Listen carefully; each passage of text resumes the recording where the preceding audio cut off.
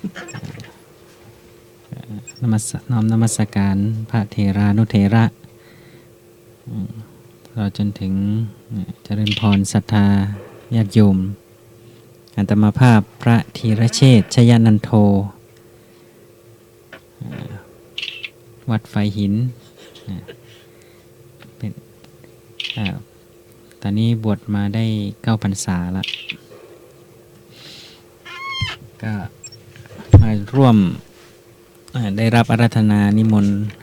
ร่วมจัดรายการวิทยุกับพระอาจารย์สมัครยานศิโลก็ขอนมัสการครับครับผมขอบคุณนะเจ้าขอบคุณพระอาจารย์ที่เข้ามาช่วยในรายการนะเจ้ายินดีฮะแต่ว่าก็ไปขึ้นดอยตัวกันเนาะที่ได้ถ่ายทอดสดด้วยก็ได้ร่วมจัดซุ้มท่านสมัครซุ้มปีรับแล้วรับแล้วอาจารย์สมัครก็อยู่จนถึงเจ้าเลยเนาะเจ้าก็นอนนั่นน่ะเนาะแต่ก็หลับตื่นนะเพราะบางรถมันขึ้นดอยเนาะขึ้นดอยต้องย่ำคันเร่งดมควันแต่ไม่เป็นไรมันก็ปิดจมูกอยู่อันที่อาจารย์พระครูมูลวิศวัตถวายอยู่มันทางโค้งเนาะทางขึ้นดอยด้วยเขาก็ย่ำรถมันก็เอาไฟไหนใจไฟประจำทางมีอยู่แล้วก็ไฟเครื่องปั่นไฟใช้น้ำมันใช้แบบน้ำมันปั่นไฟเอาเจ้ามีสองทางเนาะไฟของวัดพระธาตุดอยสุเทพก็ที่ติดตามเต็นท์แล้วก็ไฟเราที่ปั่นเครื่องถ่ายทอดสดตัวยังดีสิได้ถ่ายทอดเนาะพอดีอาจารย์พระครูวิศวัตก็ไปช่วยหลวงพ่อเนนสมบูรณ์กำลังเรียนรู้กำลังตั้งไข่อยู่เนาะเรียนรู้จากเนนว่าเกิดกับไปแล้วเจ้าน่าจะได้ท่านก็กลุ่มห้องจะปีกมาท่านก็ว่าจะจำพรรษาอยู่ที่บ้านเกิดเนาะบอกว่า2 อย่างห้ามาก็เห็นห้ามาก็หันที่วัดยวนดีแต่นอกถ้ามาหันก็นั่นแหละช่วงก่อนเข้าพรรษานั่นน่ะเพราะตอนนี้ก็อยู่ที่วัดบ้านเกิดเนาะอำเภอแม่สลวยก็จังหวัดยังที่สวยเชียงรายอำเภอแม่สวยผ่านเนี่ยเนาะไปเชียงรายผ่านเนี่ยเนาะผ่านไหมอำเภอนี้ผ่านไปเชียงรายผ่านเนาะยังไม่ถึงเชียงรายก็ว่าเชียงรายแล้ว จะเป็นอำเภอไม่สวยครับเอาอยู่อำเภอไม่สวยแล้วก็ฮันสมพรก็ไปประเทศลาวที่เป็นลูกศิษย์อาจารย์บุญเทียนที่เป็นเจ้าคณะจังหวัดอาจารย์บุญเทียนนี่เมื่อก่อนก็อยู่วัดไฟหินเนี่ยเนาะครับผมก็เรียนจบปริญญาโทมจร.เสร็จก็พอไปอยู่เมืองลาวก็ได้เป็นเจ้าคณะจังหวัดเลยครับก็เจริญแล้วท่านก็เจริญเร็วมากเลยแหละจู่ๆ ไปถึงปุ๊บเป็นเจ้าคณะจังหวัดไม่นานปี2 ปีเองมั้งหรือว่าไปถึงเป็นเลย ก็ตอนสมัยอยู่วัดไฟหินก็พัฒนาวัดเนาะแล้วสวดมนต์ก็เก่งเรียนก็เก่งแล้วก็พัฒนาวัดตัวแล้วก็อบรมจบเมืองไทยปุ๊บนี่ที่ประเทศลาวนี่ก็คือถือว่ามีเครดิตดีเครดิตครับผมคนที่จบเมืองไทยได้จากประเทศลาวก็ได้รับการยอมรับครับผมท่านสมัครติดต่อไปยังท่านสมัครติดต่อไปยังให้เจ้าประการได้ยังเดี๋ยวอาจารย์อุปถามพุทธประวัติไปก่อนเนาะเดี๋ยวจะลองติดต่อกันเนาะตั้งคำถามตะกี้ตั้งอีกได้หรือว่าจะดูปกติ จ้ะ ก็ เมื่อคนโทรเข้าไปเลย วัน ยัง นี้ พระอาจารย์เลยเนาะ ช่วงพุทธคำถามพุทธ ก็ ผู้ เข้า เขาบ ถึ อก ง ว่าเจ้า ช่วงนี้ก็เป็น ไปติดต่อ คำถามเกี่ยวกับ พุทธ ประวัติ เจ้า วัน ข้อ สำคัญ แรกเจ้า ข้อแรกข้อที่หนึ่งวันนี้ก็เป็นที่ทราบกันดีว่าเป็นวันวิสาขบูชาเนาะก็อยากจะถามว่ามีความสำคัญอย่างไรทวนคำถามอีกครั้งหนึ่งเนาะวันนี้วันวิสาขบูชาอยากทราบว่ามีความสำคัญอย่างไร ให้คิดเองตอบเองหรือว่ามีข้อให้เลือก ตอบ ตอบเองก็ได้ น่าจะไม่ยากเกินตอบเองได้เลย เมืองพุทธเนาะ เราเมืองพุทธอยู่แล้ว เจ้าว่ามีก็ขอของอนและเจ้าคุณผู้ฟังตอบมาได้เลยเจ้า ต้องกวยขวาเองเนาะ อืม บางที เป็นวันหนึ่ง มาอยาก เจ้า ครับ ตอบมาได้เลย053 226 058เจ้า เจริญพร จ้าไว้สาเจ้า ตอบว่าจะได้ดี วันนี้เป็นวันสำคัญเจ้า สำคัญอย่างใด เป็นวันเนี่ยอย่างเดียวกันเนอะจะรู้ วันวิสาขบูชาสำคัญอย่างใด สำคัญคือเป็นวันตรัสรู้ปรินิพพาน มีสมเทศนา อันแรกเหรอ ข้างแหมอัน เดี๋ยวก็หนำข้อนึงเนาะประสูติ ประสูติ ตรัสรู้ปรินิพพานนะเจ้า ประสูติตรัสรู้ปรินิพพานเนาะ เจ้า ก็อาจารย์สมัครถูกต้องก่อน เดี๋ยว ยังนะรอยังบ่เฉลย รอ เนาะ หางบ้าน เจ้าแม่ตอบอันนี้เนาะ ตอบว่าประสูติตรัสรู้ปรินิพพานเนาะยมแม่อย่างก็ บุญให้บุญที่3มาใครจะตอบเชิญเลยเจ้าคุณผู้ฟังท่านไหนจะตอบ053 226 058เจ้า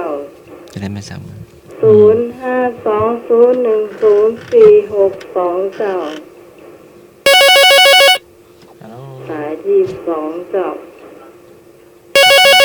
มาหาเครื่อง โอเคครับ เจ้า เจริญ เจ้าเจ้า โสมและบุญนะครับประสูติตรัสรู้ปรินิพพานนะครับ เป็นวันเพ็ญขึ้น อันนี้จำมาได้ครับ ยังก็โทรมา มันรู้ว่าแปดข้ามอย่างเนี้ย เออ ครับผม ไม่เป็นข้ามได้ไงวันนี้วันเพ็ญใช่ไหม ครับผมท่านครับผม สิบสี่สิบห้าอย่างเนี้ยผมก็ลืมไปเหี้ย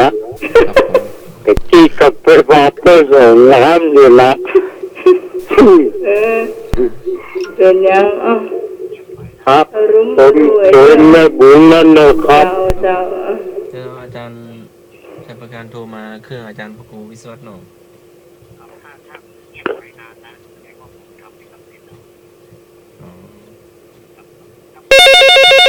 สายที่เจ้า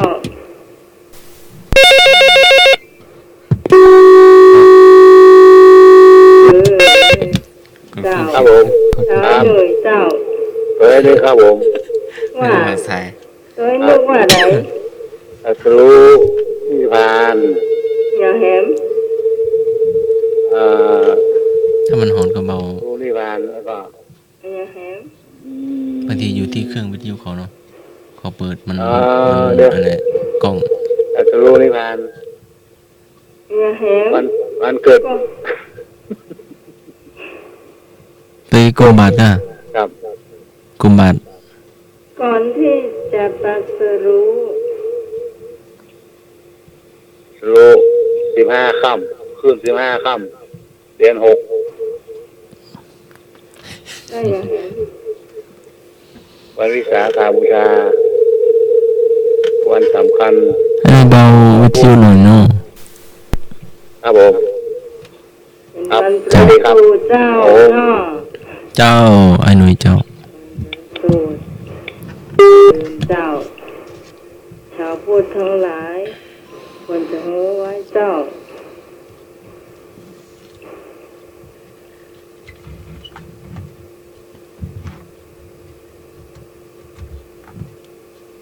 ผู้ฟังท่านไหนจะตอบต่อไปเจ้าไอ้บ่าว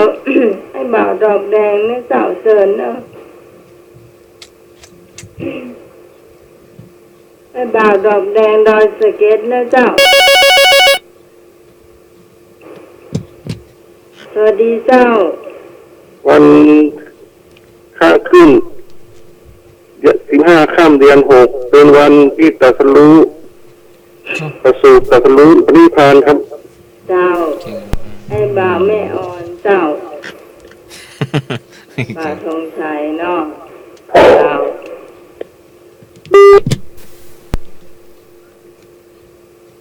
มีหลายช่วงนะช่วงเราตลกก็มีนะช่วงเราเจ๊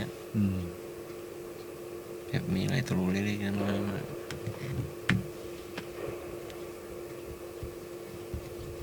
คุณผู้ฟังท่านไหนจะตอบต่อไปเชิญนะ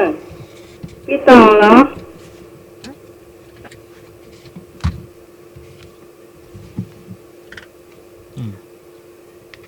รอชาวบ้าน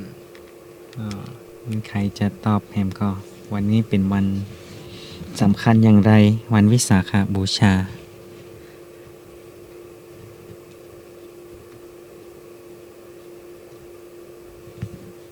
ถ้าบ่มีใครจะได้เฉลยนะเจ้า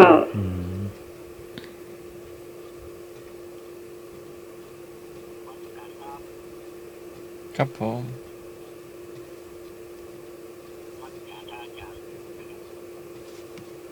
ครับผมได้แล้วเนาะ โอ้มาแล้วเจ้า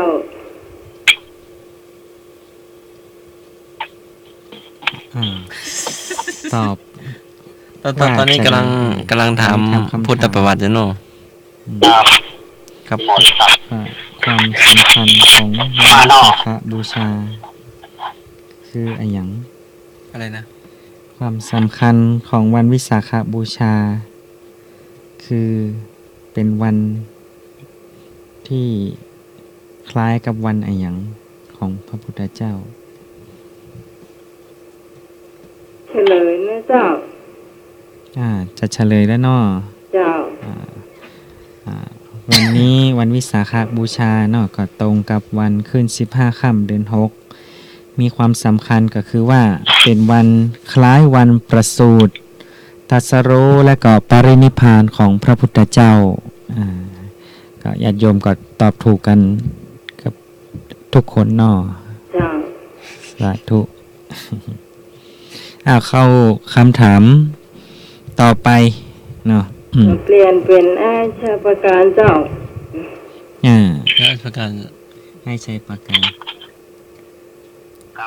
อย่างเสียงเบามาทางไหนน่ะ พุทธะพระคัมภีร์โตอะระหะโตสัมมาสัมพุทธัสสะขอนอบน้อมแด่พระผู้มีพระภาคเจ้าซึ่งเป็นผู้ไกลจากกิเลสตรัสรู้ชอบได้โดยพระองค์เองขอนมัสการพระครูสมุวิศวัตวรจิตโตผู้อำนวยการสถานีวิทยุที่เคารพอย่างสูง มาทางไหนเนี่ย เสียงมาดีเลยเจ้า เป็นมิตรไม่ค่อย จากในภาคไทยเกี่ยวได้ยินเสียง พระอาจารย์โอปอครับผม ครับเอาเป็นผ้านอก ครับเป็นพระอาจารย์ เอาพระอาจารย์นมัสการนะครับ เจริญพร สวัสดีท่านผู้ฟังธรรมะสวัสดี วันที่18 พฤษภาคม 2562วันนี้เป็นวันสำคัญของโลกคือวันวิสาขบูชานะครับ ดังที่ท่านว่าวันวิสาขตรงกับวันของพระติดต่อกันไปแล้วนะครับประสูติตรัสรู้และปรินิพพาน ย ย้ายเชียประการบัดโทรเข้าตังท่านพระครู ตอนนี้ก็โทรเข้าเครื่องอาจารย์พระครูแล้วนะ อย่างเหมือน มันอยู่ที่อากาศหรือว่าอยู่ที่แต่วันเสาร์อาที่ก่อนก็ดีนะ ชัดเจนวันนั้นนะ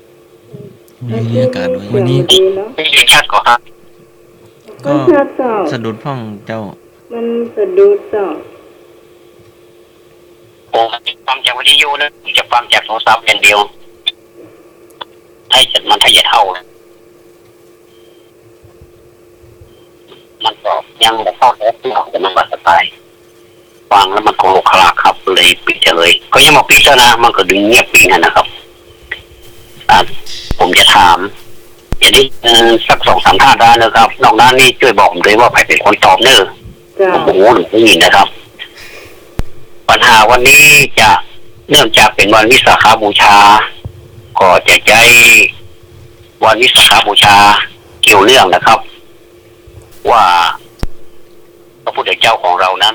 เป็นบุคคลเช่นไรนะครับ เกี่ยวเรื่อง แต่ว่าผมไม่ได้ถามเรื่องพระเจ้าโดยตรงนะครับถามว่าท่านเห็นด้วยหรือไม่กับบุคคลต่อไปนี้ เบาเลยนะ ท่านเห็นด้วยหรือไม่ มันต้องมี กับบุคคลต่อไปนี้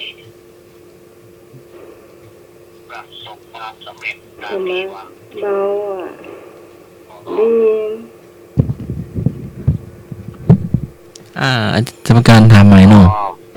ความสำเร็จที่แท้ แน่จริงที่ว่านี้ก็คือ วันนี้เรารู้จักที่จะพอใจในตัวเองแล้วหรือยังงอร่ำร้องว่าสังคมกลั่นแกล้งตัวเองโปรดฟังอีกครั้งหนึ่งนะครับ ท่านเห็นด้วยหรือไม่กับบุคคลต่อไปนี้ พอประสบความสำเร็จตามที่วางเอาไว้ ขอเป็นสิทธิ์กว่าคนอื่นขอความสำเร็จที่แท้แน่จริงที่ว่าก็คือ วันนี้เรารู้จักที่จะพอใจในตัวเองแล้วหรือยังเริ่มเชิญนะครับ แย่มัน มี4 ข้อของงอครับ ท่านเห็นด้วยหรือไม่ แต่เราจะตอบช่วงไทยท่านผู้ฟัง หรืองอครับ เพราะเราเป็นแบบวิทยากรจะได้ยินชัดเจนกันตะกี้ คือ เดี๋ยวผมไปใจวิทยุครับนะครับ อยู่ใกล้ก็ไม่ได้มันหุย อาจารย์ประการลองทบทวนใหม่เนาะแต่จะตั้ง ฟังแล้วมันขาดหายเนาะ มาใหญ่ก็ครับ ฟังแล้วมันขาดหายเจ้า ได้ยินใดนี่ผมกดโทรเข้าหามาแล้วครับสวัสดีครับ เจ้าไอ้ลูกเจ้า ผมขอต่อนะครับ เจ้าก็ได้หรอก ควาย ออกไป ได้ยินคิดตั้งบัตรชัดหลาย ชัดของชัดหลายเนาะ ครับผมเท้าโคควาย อาจารย์ประการสั่งน้ำอุ่นสั่งน้ำร้อนอยู่เนาะเสียงต้นเสียงชัดเจนเนาะ ผมได้ยินชัดนะครับ ไม่มีอะไรติดคอ ได้ยิ เนาะ เสียงไอ้นึกตัวน้ำเดี๋ยวเนี้ยนี่ขนาดมันได้เปิดวิทยุนะมันได้เปิดวิทยุครับ ผมฟังเสียงไอ้นึกได้ตัวเอง แล้วอาจารย์ประการอยู่ในป่าดงหรือว่าอยู่ในบ้าน เปิดวิทยุเลยนะครับ ต้องย้ำคำถามสักรอบเจ้าแต่ที่มันขาดช่อง คำถามมีว่า ท่านเห็นด้วยหรือไม่กับบุคคลต่อไปนี้ ก็ประสบความสำเร็จตามที่วางเอาไว้อันนี้จะมีอธิบายนะครับ ขอเป็นเศรษฐีวิเศษกว่าคนจน ขอความสำเร็จที่แท้แน่จริงที่ว่านี้ก็คือ วันนี้เรารู้จักที่จะพอใจในตัวเองแล้วหรือยังงอร่ำร้องว่าสังคมกลั่นแกล้งตัวเอง ละเอียดเนาะ ไอ้นี่ต้องขอควายไปละที่นอกเนาะ เจ้า สับขาเราตั้งแก่ อันนี้ถ้าฟังคำถามแบบนี้มันก็น่าจะมีคอควายตาแล้วเจ้า เอาไปแน่เด้อเอา หัวอาจจะโดนจับขาหลอกเนาะ ก็ไปตอบข้อความเหมือนกัน ครับผม เจ้าไอ้หนุ่ย เดี๋ยวดูนะครับผม ครับสวัสดีครับ นี่ โอ้ได้ กอ ยิน ไก่ เสียง ก็ ชัดเจน กอไก่ก็งอครับผม ไก่ของเอาเลย จัดให้ครับผม เศรษฐีแน่นอน ประสบความสำเร็จตามที่วางเอาไว้เนาะกอไก่ครับ เจ้า เอาดวลกันแล้วนะครับกอควายกับกอไก่ มาเลยเจ้าแม่บุญ เตรียมคำตอบไว้นะ ไอ้บ่าวทองชัย ตอบตอนท้ายคำตอบอันไหนเรา สวัสดีเจ้า แต่ทีนี้ไอ้จะเป็นการถาม เจ้า เราได้หันฟังคำถาม ได้ยินก่อน ได้ได้ แกจะฟังได้ก็ได้ เจ้าวันดีเจ้า สวัสดีครับสวัสดีครับแม่บุญ เอาคอควายตัวไอ้นึกขนาดตัวน้องใหม่ตรงนั้น เอาลง เจ้า เจ้า ผมครับ เจ้า ได้เลยแต่ที่น้องใหม่ก็คอควายเนาะ เจ้าแม่แล้วเจ้า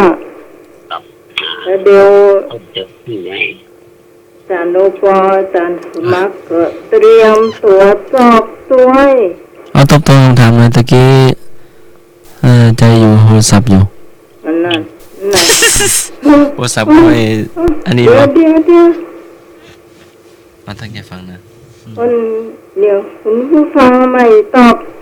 อบเลย ตอบมาเลยพี่สาวต้นเปาไอ้บ่าวทองชายตอบมาเลยเจ้า ตอบมาเลย กาแฟมีนะข้างนอก ได้ยินเสียงแก้วเลยนะเนาะโอ้เขาถ่าเลย อันเดียวไปโคมเพทอกเปียก เอาทบทวนคำถามใหม่เนาะตะกี้อาจารย์อุปองก็จะตอบ เห็น เหมือน ด้ว กั ย น หรือไม่กับบุคคลต่อไปนี้ ตั้งใจฟัง ก็ประสบความสำเร็จตามที่วางเอาไว้ ขอเป็นเศรษฐีวิเศษกว่าคนจน ขอความสำเร็จที่แท้แน่จริงที่ว่านี้ก็คือวันนี้เรารู้จักที่จะพอใจในตัวเองแล้วหรือยัง งอร่ำร้องว่าสังคมกลั่นแกล้งตัวเองครับก็ขอของงอครับ เจ้าอันสมา ก็ ธิ นี่ว่าจะได้ก็เห็มกรรมก็ ข้อไหนครับ กอไก่ กอไก่ประสบความสำเร็จตามที่วางเอาไว้ครับ อันนี้ก็ถ้าจะดีเนาะ ก็ได้ แต่คำถามว่าอย่างไรนะคำถามสั้นสั้นคำถาม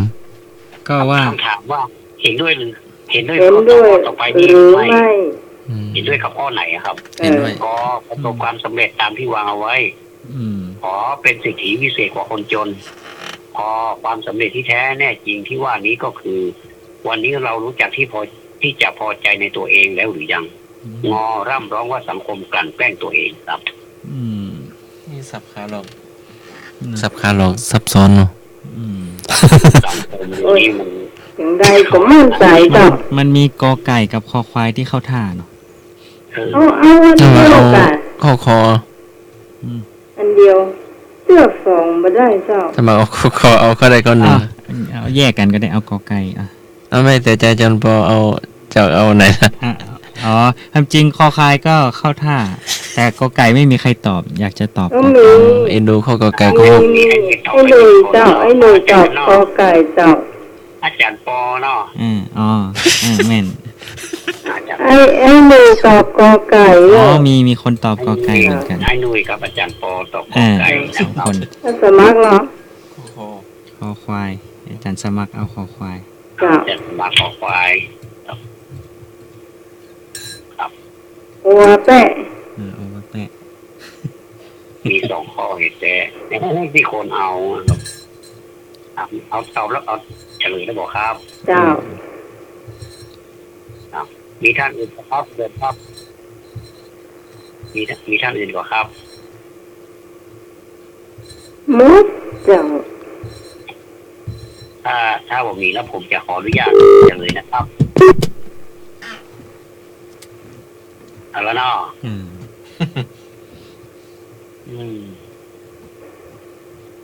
เนื่องจากวันนี้เป็นวันวิสาขบูชานะครับ ว่า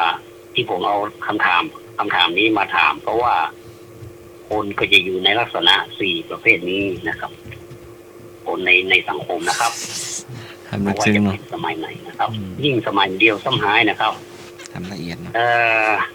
พ่ององูยกไปเนาะบอกมีใครตอบมันก็ถึงมาถูกนะครับเพราะใครจะมาการแก้เอาเนี่ยยากพอใครก็บอกมีใครถูก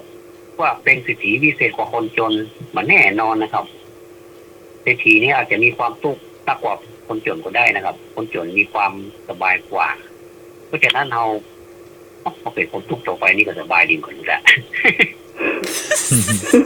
เอาละต่อไปก็ไปพอเขาสุมาท่านเศรษฐีทั้งหลายเด้อมาได้เปรียบเปรยหรือว่ามาได้ยันค่อนแค่ท่านนะครับ ก็เป็นคนตู้นี่ก็มีความสุขดีเหมือนกันเนาะกอไก่กับคอควายสู้กันนะครับ ผมจะเฉลยกอไก่ก็นอประสบความสำเร็จตามที่วางเอาไว้ คนเรานี่ ไม่ว่าจะล้มเหลว หรือหน้าที่ในหน้าที่การงานหรือเป้าหมายของชีวิต หรือแม้แต่ประสบความสำเร็จตามที่วางเอาไว้นั้นก็จริงนะครับ ถึงแม้ว่าจะประสบความสำเร็จแล้วก็จริงแต่ก็ไม่ได้เป็นตัวชี้วัดว่าชีวิตของเราจะสามารถอยู่ได้อย่างสงบสุขท่านเข้าใจนะครับ อาเมน หมายความว่าเราสำเร็จแล้วจริงๆอยู่แต่ว่าความสุขทางใจเราไม่มีแสดงว่ามันยังผสมบูรณ์เตื้อบุคคล เช่นกอไก่นี่นะครับ ประสบความสำเร็จตามที่วางเอาไว้ท่านวางเอาไว้อย่างไรล่ะท่านอาจจะสำเร็จในการศึกษาถ้าวางไปตังพระนิพพานนี่เหรอ แม่นครับ อันนี้ไม่ได้ถ้าไม่ได้วางทางโลกนี่เหรอวางไปทางธรรมนี่เหรอ ถ้าทางธรรมของท่านท่านก็ถ้าเป็นปริยัติท่านก็บอกว่าวางเป้าไว้ที่นักธรรมเอกแต่ผมวางเป้าไว้ที่ปรริญญาเก้าแล้วท่านมีความสุขหรือเปล่าไม่ใช่ทางธรรมหมายถึงทางจิตใจอีกอะ ถ้าทางจิตใจท่านถ้าทางบัวท่านมีจิตใจที่ผ่องใสและรู้สึกเป็นสุขได้ให้คนอื่น อย่างพระท่านเคยบอกเอาไว้ว่า ความสุขที่แท้จริงของคนเราไม่ใช่ทำการอะไรเพื่อตัวเองนะครับแต่กลับกันคนที่มีความสุขที่แท้จริงนั้นคือคนที่ทำเพื่อตัวเองเป็นประเด็นสุดท้ายนะครับวงเล็บนะครับ เพื่อตัวเองเป็นประเด็นสุดท้ายแต่ทุกขณะจิตและทุกขณะเวลาทำทุกสิ่งทุกอย่างเพื่อคนอื่นต่างหากนะครับ ที่ทำให้ตัวมีความสุขอันนี้พระพุทธเจ้านะครับเป็นตัวอย่างพระพุทธเจ้าไม่ได้ทำเพื่อพระองค์นะครับพระพุทธเจ้าทำเพื่อบุคคลอื่นแล้วความสุขก็ย้อนมาหาพระองค์เองตอนนี้เรายังนึกถึงพระพุทธเจ้าอยู่แม้จะล่วงเลยไปแล้วตั้ง 2,000 กว่าปีแต่เราก็ยังนึกถึงท่านอยู่เหมือนกับท่านอยู่กับเราใช่ไหมครับใช่เพราะฉะนั้นข้อนี้รู้สึกจะตอบยาวไปหน่อยแต่ขออภัยด้วยอาจารย์เข้าใจเนาะเข้าใจทีนี้ขอควายมากันนะครับข้อนี้หมายถึงแน่ว่าเราประสบความสำเร็จตามที่วางเอาไว้นั่นเองมาอยู่ด้วยนะทีนี้คอควายนี่มันมีคำที่บายอยู่ในตัวเลยว่าความสำเร็จที่แท้แน่จริงที่ว่านี้ก็คือวันนี้เรารู้จักที่จะพอใจในตัวเองแล้วหรือยัง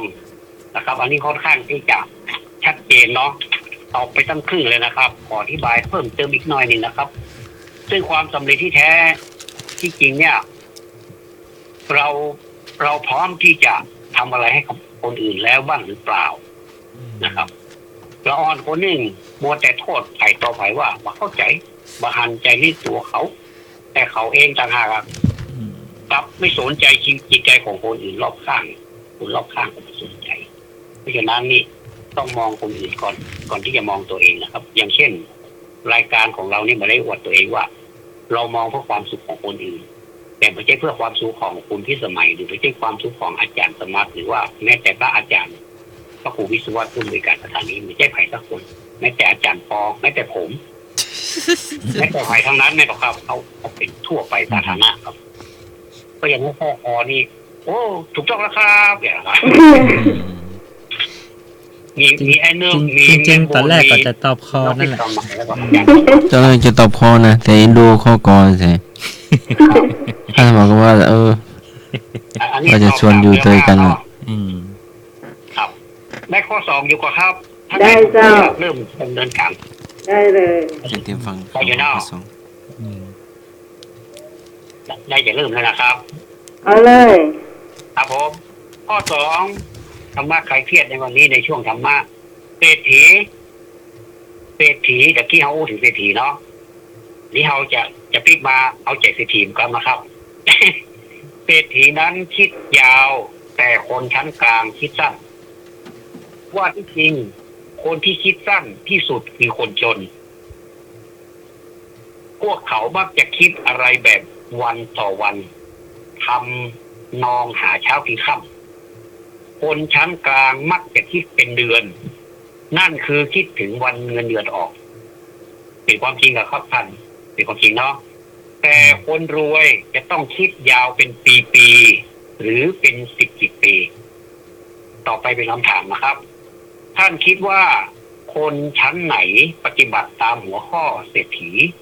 คืออุอากษะสมบูรณ์ที่สุดกคนจนขอคนชั้นกลางคอเศรษฐีงอชั้นไหนก็ได้ขอให้มีเงิน จอไม่ขอออกความเห็น ขออนุญาตทบทวนอีกครั้งหนึ่งเพราะคำถามยาวนะครับเศรษฐีนั้นคิดยาวแต่คนชั้นกลางคิดสั้นว่าที่จริงคนที่คิดสั้นที่สุดคือคนจนพวกเขามักจะคิดอะไรแบบวันต่อวันทำนองหาเช้ากินค่ำคนชั้นกลางมักจะคิดเป็นเดือนนั่นคือคิดถึงวันเงินเดือนออกแต่คนรวยจะต้องคิดยาวเป็นปีหรือเป็น10 ปี ท่านคิดว่าคนชั้นไหนปฏิบัติตามหัวใจเศรษฐีคืออุอากษะสมบูรณ์ที่สุดกคนจนขอคนชั้นกลางคอเศรษฐีงอชั้นไหนก็ได้ขอให้มีเงินจอไม่ขอออกความเห็นเชิญเลยครับนิมนต์เลยครับ ถามแบบซับขาหลอกเลยอ่ะ รับขาเรานะครับ เจ้า อันนี้ยอมรับเลยข้อนี้นะ อุกาสะนี่แปลว่า ก็แล้วแต่ท่านจะคิดว่า สัมป คนชั้ ทาน ไหนนะครับ อารักขสัมปทากัลยาณมิตตา สมะชีวิตา คืออุวากษานี่ อื้อหือ ตัวเป็นหัวใจเศรษฐีอยู่แล้ว อืม เจ้า จะจะมาใช้กับคนแบบไหนเนาะ นั่นแห ให้ ละ โยมตอบก่อน ต่ เจ้า อให้ ต่อให้ เชิญ ก่ เล อย น ครับ 052053226 ชนชั้นไหน 058 052010462ในก่อนในละเจ้าละเศรษฐีว่าเจ้า เอาตอบมาเลยเนาะช่วงเพลงตอบมารับสายไม่หวัดไม่ไหวเนี่ย คำถามยากเกินเปล่า มันก็ไม่ยากนะแต่สับขาหลอกอ่ะ คนกำลังคิดนัก เข้าใจผมอย่าง เอาเงินอันไหนเอาเศรษฐีน่ะ ครับผม วากษาน่ะ ดีครับผม น้ำเก่า โอ้ตุ๊กตานะ น้ำเก่า คอไก่โคกครับผม น้ำเก่าเหรอ อ๋อไอ้หนุ่ยตุ๊กตาอ่ะ ครับผมคิด คนจน คิดเป็นรายวันหรอ ขี้เป็นอะไรวะเนาะ ครับถ้าเองทอด200พอใจละสวัสดีครั เอา บ เลยตะกี้เศรษฐีไพอ่ะ หมายเจ้า ตะกี้เศรษฐีไพตอบอ่ะ หมายเจ้า เอาน้องใหม่เนาะ เจ้า ก็ไผ่ คล้ายๆร่วมกันอ่ะร่วมกันจะได้นี่ไง น้องใหม่ก็ไผ่ จะ อ่ะ ได้คุยอยู่ คนเดียว คนเดียว สมาธิ เอา เจ้า กันเป็นประคับประคอง คนเดียวเห็นแล้ ผมตัวคนผมตัวคน ไม่พอเอา คน ไม่ต้องเป็นเศรษฐีนะ เศรษฐีงานนักกันนานาเศรษฐี อืม ครับ ถาม โอ้อากาศกอดหัวใจเศรษฐีเดียว อืม เปล่า ถามแบบซับขาหลอกสองคนน่ะ คำถาม ต้ นี้ อง ครับ เล่นโมโหจานจะตอบยังไงเจ้า เจ้า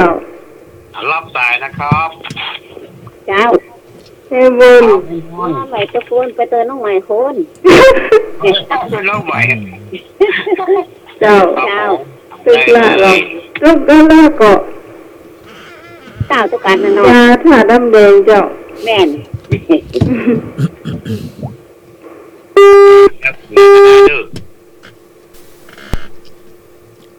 มาเนอะคุณผู้ฟังพยาตอบเจ้า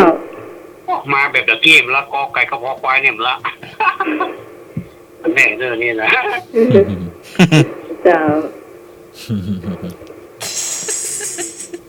พยายามภาพเลยข้อนี้ซับขาลองสองจานเลย ครับถามข้อนี้กระตุ้นเศรษฐกิจนะครับ กระตุ้นเศรษฐกิจเดี๋ยวนี้ไปยังไงโอ้ยเอาเก่าหัวข้อว่าแหละคำถามข้อนี้กระตุ้นเศรษฐกิจนะครับ เศรษฐกิจ ครับ มีส่วนกระตุ้นเศรษฐกิจน้อยๆนะครับช่วยกันนะครับ เอาไงดี อืม เอาไงดีได้ อัน แล้ว นี้ตาเราหรือยัง ตอบได้เลย เต็ม โยมตอบหมดแล้วเนาะ เจ้า มีใครตอบเห็นไหม นี่ก็ เดี๋ยว คุณ จะ ผู้ ให้ ฟังท่านไหนจะตอบเต็มเจ้าให้เบาทองใจตอบก็เจ้าเดี๋ยวเนอะ เดี๋ยว เชิญเลยครับ ท่านผู้ฟังที่อยู่ทางบ้านนั่งนิ่งๆไม่รู้จะทำอะไรโทรมาสักหน่อยโทรมาให้แสดงความเห็น ว่าท่านคิดว่าคนชั้นไหนปฏิบัติตามหัวใจเศรษฐีคืออากาศสูงที่สุดครับก็คนจนขอคนกลางขอเศรษฐีงอชั้นไหนก็ได้ขอให้มีเงิน โอ้เขาท่าเอ้ย จอไม่ขอออกความเห็นอันนี้ไม่ยุ่งอะไรกับใครทั้งนั้นอ่ะตอบข้อจอนี่แหละครับ ข้อขอนี่อะไรนะ เขาขอคนชั้นกลางครับ คนชั้นกลาง ครับ เขาเขามีฐานะกลางๆหรือว่า ก็มีโจรก่อนแล้วก็กลางแล้วก็รวย อาจ แล้ว จะ ก็ ส่วนเลือกคำถาม ไหนก็ได้ แล้วก็ไม่ คนชั้นกลางนี่นะ ไม่แน่ใจ ใช่ไหม นี่คือคนชั้นกลางเนาะ ใจคำถามก็หรือเปล่าครับ ข้อไหนที่ปฏิบัติตามอุอากาสะหัวใจเศรษฐี คนชั้นไหนปฏิบัติตามหัวใจเศรษฐีอะครับ ครบ คือ ข้อเลยเนาะ เขาฟังหัวข้อคำถามเนี่ยคนถามว่า อันนี้ เป็นคำถามที่ เป็นคำถาม เกี่ยวกับเศรษฐกิจแล้วก็ผลธรรมะด้วยนะครับธรรมะ100%เลยครับ เนี่ย อืม เนาะแต่ว่าผลเศรษฐกิจนี่ อืม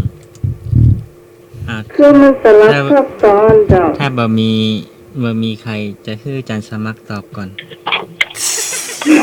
เอาคนชั้นกลางเนาะข้อขอเนาะ อืม อาจารย์ข้อไหน ข้อขอไข่ ใคร อืมอาจารย์สมัครขอไข่ อาจารย์สมัครข้อไหน ข้อขอไข่ ขอไข่ตอบเลยท่านสมัคร ขอไข่ในเหล้า อ๋อเอาทางสายกลางอีกสนใจค่ะ อย่างข้อไข่นี่แหละ ไม่หัวใจเศรษฐีนะทำไมเอาคนชั้นกลางอ่ะ เอาเศรษฐีก็ได้ข้ออย่าง ข้อควายครับ อืมขอควาย ข้อควายนะ อา ค จา รั ร บ ย์สมัครตอบขอควายเหรออ่า ข้อเศรษฐีแต่คนนี้เป็นเศรษฐีแล้วเนาะผ่านทุกผ่านลำบากมาแล้วเนาะ ผ่านหมดแล้ว ชั้นกลางนี่ไม่ยากไปไม่ยากเอาเนาะแต่คนในสังคมนี้มักจะเป็นคนชั้นกลางกับเป็นคน อืม เพราะถ้าว่าใช้เราทำครบแล้วเนี่ย อ่า ก็คงเป็นเศรษฐีแล้วล่ะ อืม เพราะผ่านคนลำบากผ่าน การเป็นเศรษฐีก็คือเป็นเศรษฐี งั้นผมตอบอีกข้อหนึ่งนะ อะไรครับ ผม พี่ ต ม อบ นครับ ผมตอบงองูอ่ะ เพราะว่าจริง ๆ ใครก็ทำได้ ไม่ขอออกความเห็นนะครับ ไม่ใช่งองูสิ ก็งู งองูชั้นไหนก็ได้ แต่ขอให้มีเงินเนาะ คือแต่ว่าต้องปฏิบัตินะ ได้ครับใช่ อ่า จัดให้ งู งองูใครก็ทำได้เนี่ยข้อเนี้ย จัด ใครก็ เต็ม ทำได้ ใช่ขอให้มีเงิน จัดให้จัดเต็ม อืม ใครก็ทำได้ทุกคน ใช่โอ้อาจารย์สมัครจะเปลี่ยนไหม เปลี่ยนมากับอาจารย์โอปอได้ ไป ไล่ใจไปไปไหนไปซะ ไอ้อาจารย์ก็คงไว้ก่อนสิ จะได้แยกกันถูก คนใดคนหนึ่งก็จะได้ ฟังมันก็น่าไปเนาะ น่าไปไหม ไปเถอะไปเถอะ น่าไปเอาเดี๋ยวทางบ้านเนาะโทรมาเนาะ ทางบ้านเห็นว่าจะได้ใครก็ทำได้อ่ะหัวใจเศรษฐี อ๋อแล้วแต่วิสัยทัศน์นะครับ อืม ในช่วงเพลงโทรไม่รับไม่หวัดไม่ไหว อืม ช่วงนี้รวมเป็นยาแค่หลับ อ่ะ 05326058 0520100462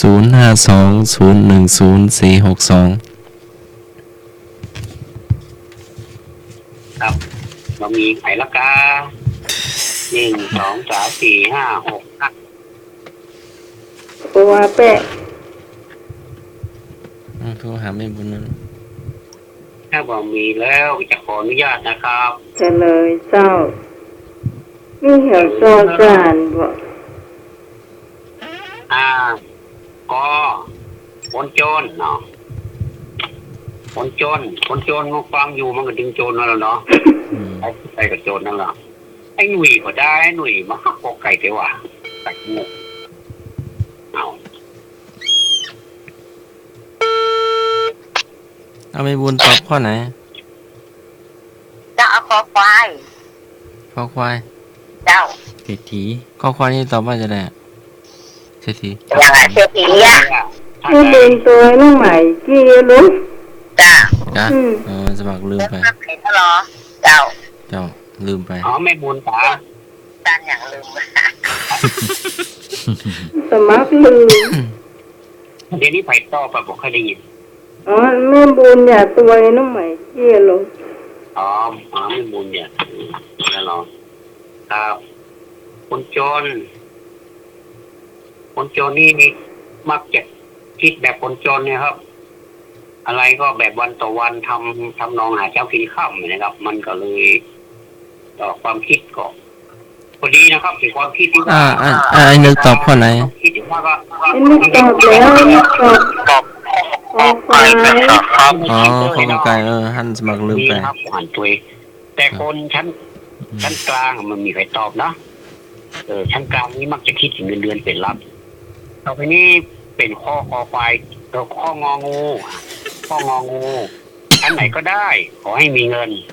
บางทีก็มาแน่นะครับ คนมีเงินนี่อาจจะถ้าหากว่าคุณใจรักของความมีเงินนะครับ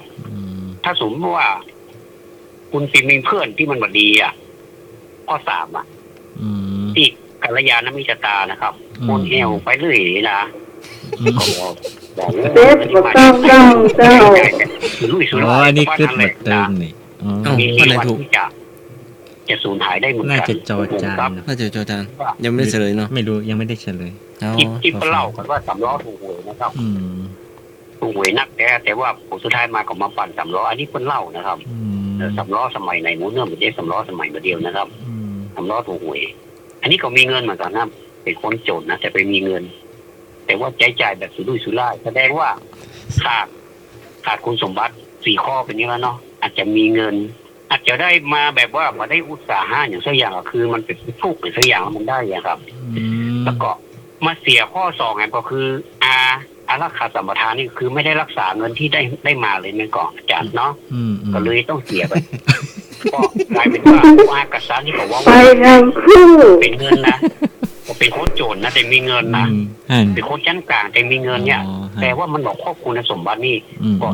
จะสูญหายไปได้ง่ายเหมือนกันนะครับ ข้อจอจานไม่ขอความเห็นที่ไม่มีเนาะเพราะฉะนั้นขออนุญาตวิจารณ์ข้อคอควายนะครับ ว่าข้อเป็นข้อที่ถูกต้องเนาะ นี่ จะสมัครถูกอยู่แล้ว บอกแล้วไงบอกให้แยกกัน ตัวน้องใหม่ถูกแล้ว ไม่ใช่กัน คือเศรษฐีนี่คิดหมอมวนเปิ้ล แต่สมัครกลับมาไม่ได้แล้วเนาะ คิดยาว โอ้โห คิด ไป ยาว แล้ว คนรวยนี่ชอบตั้งคำถามเนาะชอบตั้งคำถามที่เป็นบวกแล้วก็สร้างกำลังใจ เช่น ฉันอยากจะสร้างรายได้เป็น ข้อว่า เป็น ตอบ เท่า ว่าจะ ตัวใน ได้ ปีนี้ได้อย่างไร อันนี้คือคำถามของคนรวยนะครับ เจ้า ในขณะที่คนชั้นกลางชอบตั้งคำถามที่เป็นลบและเสียกำลังใจตลอดเวลาเลย เช่น จะหาเงินมาจ่ายที่ค่าบัตรเครดิตเดือนนี้ได้อย่างไรนะครับ ส่วนคนจนมันต้องไปกล่าวถึงละเพราะว่าเพื่อนความคิดของเพื่อนก็คือ เราหาเช้ากินค่ำอยู่ไปวันๆสบายใจกว่าอันนี้แล้วแต่ว่าความคิดของใครจะเป็นยังไงเพราะฉะนั้นข้อคอควายนี่เป็นลับที่ใจอุอากาศอุอากาศได้ถูกต้องที่สุดครบกระบวน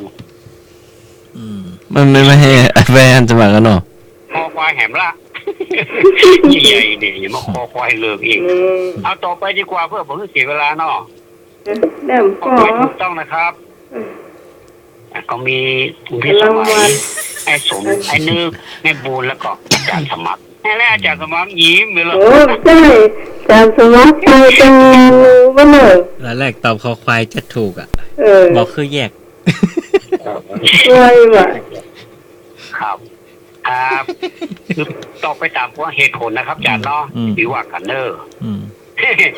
ต่อไปข้อสามเนาะ ต่อไป อันนี้เป็นเรื่อง ถ้าธรรมะเป็นเพียงทฤษฎี และธรรมะนั้นอยู่ในวัดในโบสถ์หรือในหนังสือตำรา เราก็ทราบว่าโลกของเราได้ตกต่ำลงไปมาก ธรรมะจะมีคุณค่าก็ต่อเมื่อธรรมะนั้นอยู่ที่ไหน นี่ถามตรงๆเลยนะครับ ก็อยู่ในตัวเรา ขออยู่ข้างนอก ซึ่งเป็นทฤษฎี ขออยู่ที่บุคคลอื่น ซึ่งเราเคารพสักการะ งออยู่ที่สิ่งศักดิ์สิทธิ์สุดแล้วแต่ท่านจะโดนบันดาล อันนี้ก็ลังเลเลยเจ้า ธรรมะนั้นอยู่ในวัดในโบสถ์หรือในหนังสือตำรา เราก็ทราบว่าโลกของเราได้ตกต่ำลงไปมากธรรมะจะมีคุณค่าก็ต่อเมื่อธรรมะนั้นอยู่ที่ไหนก็ขอ สวัสดีครับ เชิญครับ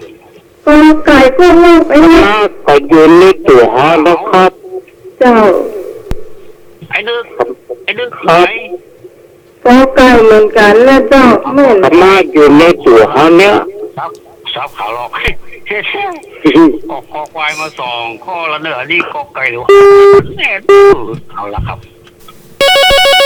นี่น่าจะชัวร์ นี่ว่าจะได้ ง่ายกว่าเจ้าสวัสดีเจ้า จ้าน้องไม้ เจ้า แม่ก็เอากอไก่นั่นแหละ อยู่ที่ไหน อยู่ในตัวเฮานี่ อ เนาะ ยู่ที่ไหน เจ้า เจ้า ครับ นี่ก็ตัวให้นะจ๊ะ อยู่ในพระไตรปิฎก อยู่ในพระไตรปิฎกเนาะ อยู่ในนักธรรมสันติโทเอก อยู่ใน ตอบไปแล้วนะ ตะกี้ท่านนั้นตอบว่าใหญ่กอตะกี้ที่เป็นโทรมาที่ฝ่ายตะกี้ อยู่ในตัวเฮานะกะ แม่บุญตอบก็ไก่ อ๋อไม่บุญเนาะ เจ้า บ่ฮู้ว่าคำถามว่าอย่างไรตะกี้ดูพระพุทธเจ้าอยู่ แล้วอาจารย์สมัครตอบข้อไหน โอ้ยักรู้ บอกมาวันเดียวที่ บ่ได้ยินคำถามมึกตะกี้ดูพระพุทธเจ้าอยู่ เด้อแต่คือไปเป้าอยู่จุดไหนโอ้โห ธรรมะอยู่ ขึ้นดอยอะ ธรรมะอยู่ที่ไหน ที่ไหน ไอ้หนุ่ยหนุ่ย เอาครับ ใช่ อยู่ในตัวกอไก่ เอารับสายนะครับ ครับผม อ้าว ธรรมะอยู่ในที่ อยู่ในเจ๊ ธรรมะอยู่ในนี้จัก อยู่ในนี้เจ้า ไอ้หน่วยเบาวิทยุโน่ ขอไก่ครับผมขอไก่ครับ ธรรมะอยู่ในเกะ ครับ กี่ ขอไข่อะ เกะ ขอไก่ครับผม เกะในรถหรือว่าเกะ ไก่ ลิ้นซัก ลิ้นจัก ขอไก่เนาะ ข้างนอกไม่นอกเป็นเอา ในเกะรถหรือว่าในเกะลิ้นซักโต๊ะทำงาน ไอ้กู้ทำงานไอ้กู้ทำงา ลิ้ น นซักโต๊ะทำงาน ครับดีครับผม หนุ่ยครับผมครับ นี่ หนุ่ยดี นี่ ต่อข้อขอ ชักนี่ ขอขาใคร เปิดออกมามีอย่างโผล่ออกมาผ่อง อยู่ข้างนอกซึ่งเป็นทฤษฎี ปากกาสมุด อืม ธรรมะอยู่ที่ไหนกัน ครับ นี่ชักเป็นเก็บได้หลายอ ไอ้ ย่าง ผู้เจ้าบอกว่าธรรมะอยู่ที่ไหนนะ อยู่ที่ไหนก็ได้แล้วแต่ท่านที่คิดเถอะมันอยู่ ธรรมะธรรมะย่อมรักษาผู้ประพฤติธรรม ที่เขามีเป็นที่คนเฮาเคารพสักการะก็มี อยู่ที่สิ่งศักดิ์สิทธิ์ก็มีแล้วแต่ละคุณคนออกมาด้วยนะครับ ธรรมะคือธรรมชาติหรอ อืม อันนี้มาล่างมาซับขาลอกกันแหมก็มาได้ซับนะครับมาเนี่ย อืม มีก็มีซับขาลอกอันนี้อู้ซื่อๆเลยนะครับ นี่ตรง ค ธรรมะธรรมโมพุทโธสังโฆ ครับธรรมะอยู่ในธรรมโมกะ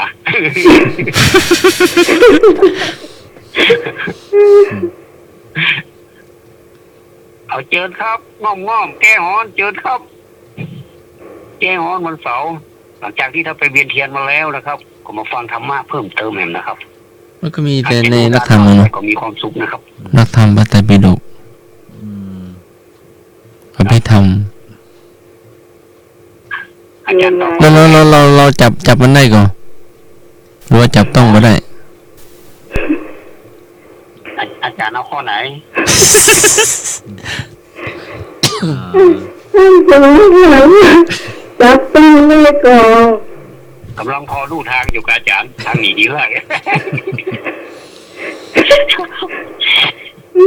มันมีในวัดส่วนใหญ่หรือว่ามีในบ้านหรือว่า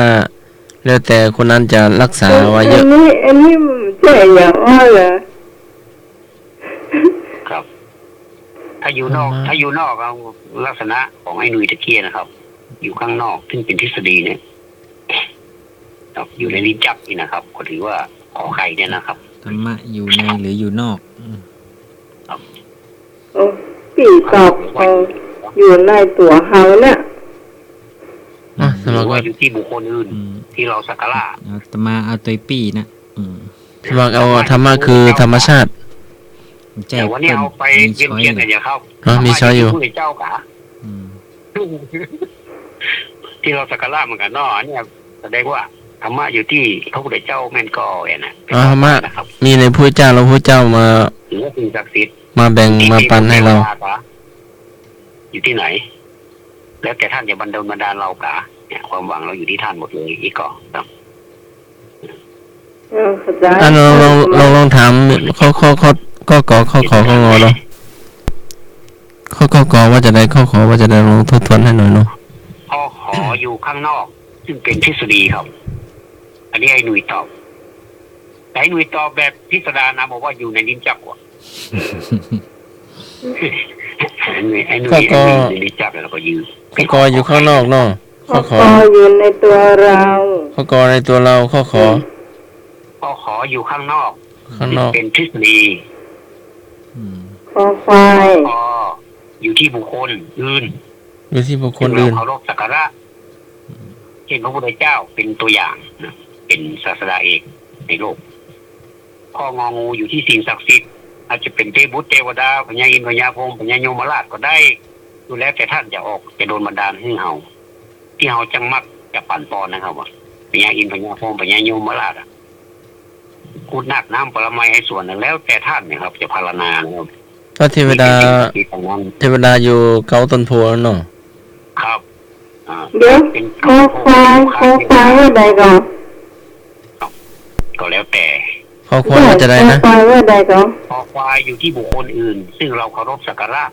อาจจะเป็นพระพุทธรูปก็ได้ หรือว่าเป็นอะไรปางนั้นปางนี้แล้วแต่เป็นเจดีย์เป็นพระธาตุเป็นอะไรก็แล้วแต่นะครับ แล้วข้องอเรา ข้อไหน ข้ององู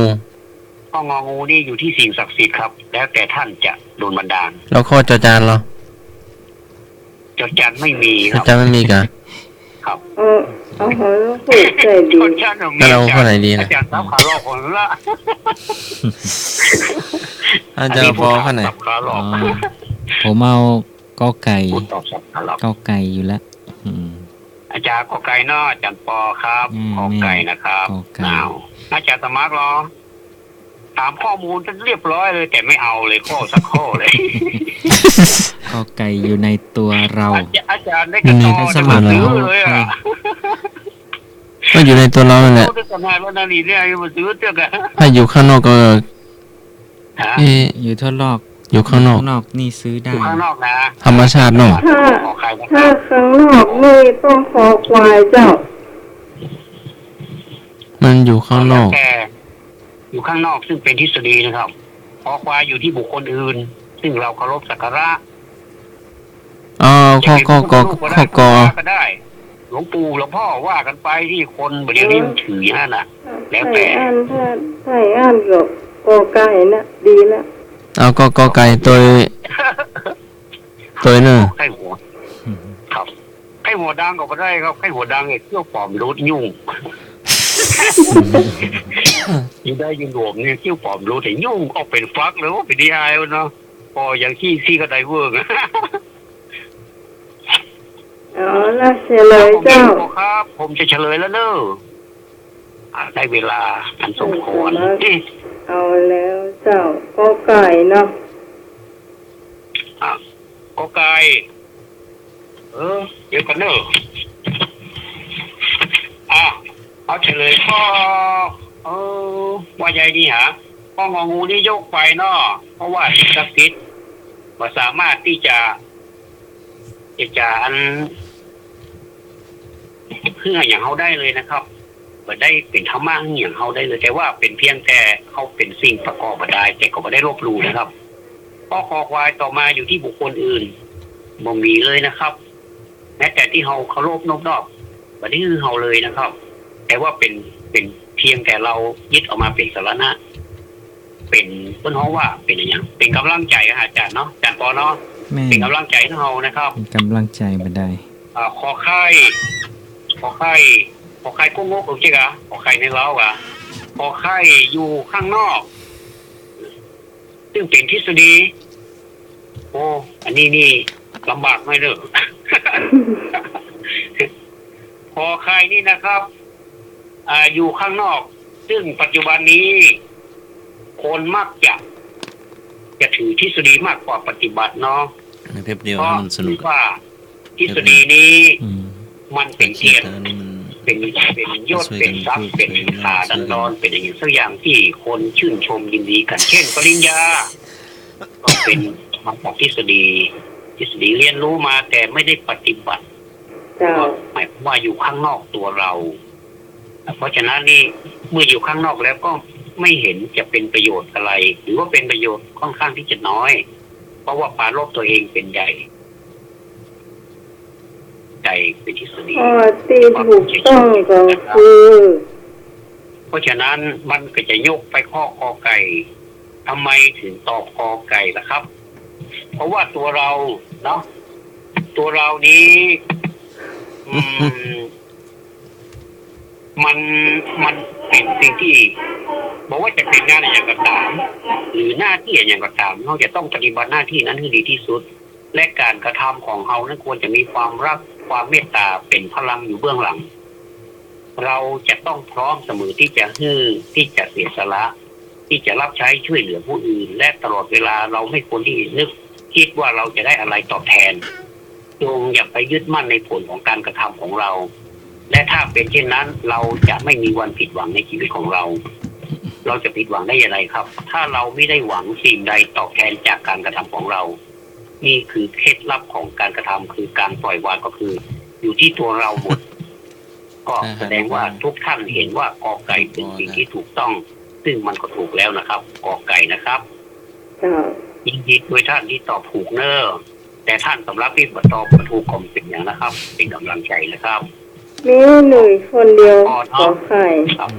ก็มาร่วม เวลาพอดีเลยที่ผมวางก่อน ร่วมสนุกม่วน ครับ ช่วงต่อไปจะเป็นช่วงของอาหารพื้นเมืองนะ ช่วงกับ เจ้า ข้าว ๆโอ้มีกับข้าวใครเป็นคนทำ แล้ววันนี้อย่าพลาดนะเจ้าเหล่าเจียนี่อย่าพลาดเจ้า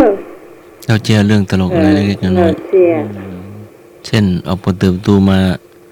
ประตูมงหัวหมาน้อยเงี้ย รอฟังอยู่รอฟัง เจ้าได้บุญพร้อมแล้วเจ้าขอเข้ามาได้เลย3226058เจ้าเจ้า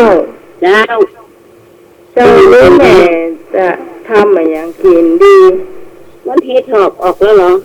โอ้วันนี้เราหมายกินวันค่ำ อันนี้เฮ็ดหอบละจ้ะ เจ้า เจ้า ต้นมือถอดใส่ยอดประขามตียอดอย่างก็ยอดส้มปล่อย ต้มปล่อย เจ้า ครับเอาละ นี่ต่อไว้เช้าไหม แม่ก็คั่วหนึ่ง เจ้า เจ้า วันก่อนกินขั่วมาละวันนี้กินต้มเจ้า เจ้า เฮ็ดทอบ แปลงอยู่นะครับ ก็ถือว่าแบบแปลงแล้วเจ้า นี่ เจ้า ใครเป็นลิตรกะ ถ้าเป็นลิตรก็มีเป็นกิโลก็มี เป็นแต่เจ้าแม่ซื้อกับเมื่อลืมมา2 ลิตรเอาต้มมาดู ลิตรไหนไหน ฮะ ลิตรไหนเจ้า ลิตรแม่ซื้อก่อนเพื่อนอ่ะ จ้ะ ลิตร200 ซาวต่อต้นเอา2 ลิตร400เพิ่นก็ฮู้ จึ๊บ ลิตรข้าวสารเอาลิตรกระเทย ข้าวสารเจ้า โอ้ดีกะเจ้า มาเปิดลำโพง ในเมืองบ่ได้น่ะ เลื่อนขึ้น เจ้า 250 ให้ขึ้น วันก่อนนี่250 เจ้า แต่เดี๋ยวเช้านี่ อ่อนๆนี่เนาะ 200เจ้าอ่อนนุ่มเจ้า เจ้านุ่มเลย ใช่ เจ้าก ดได้เนาะ ครับ กินมาหมดแม่ เจ้า แม่บุญครับ เจ้า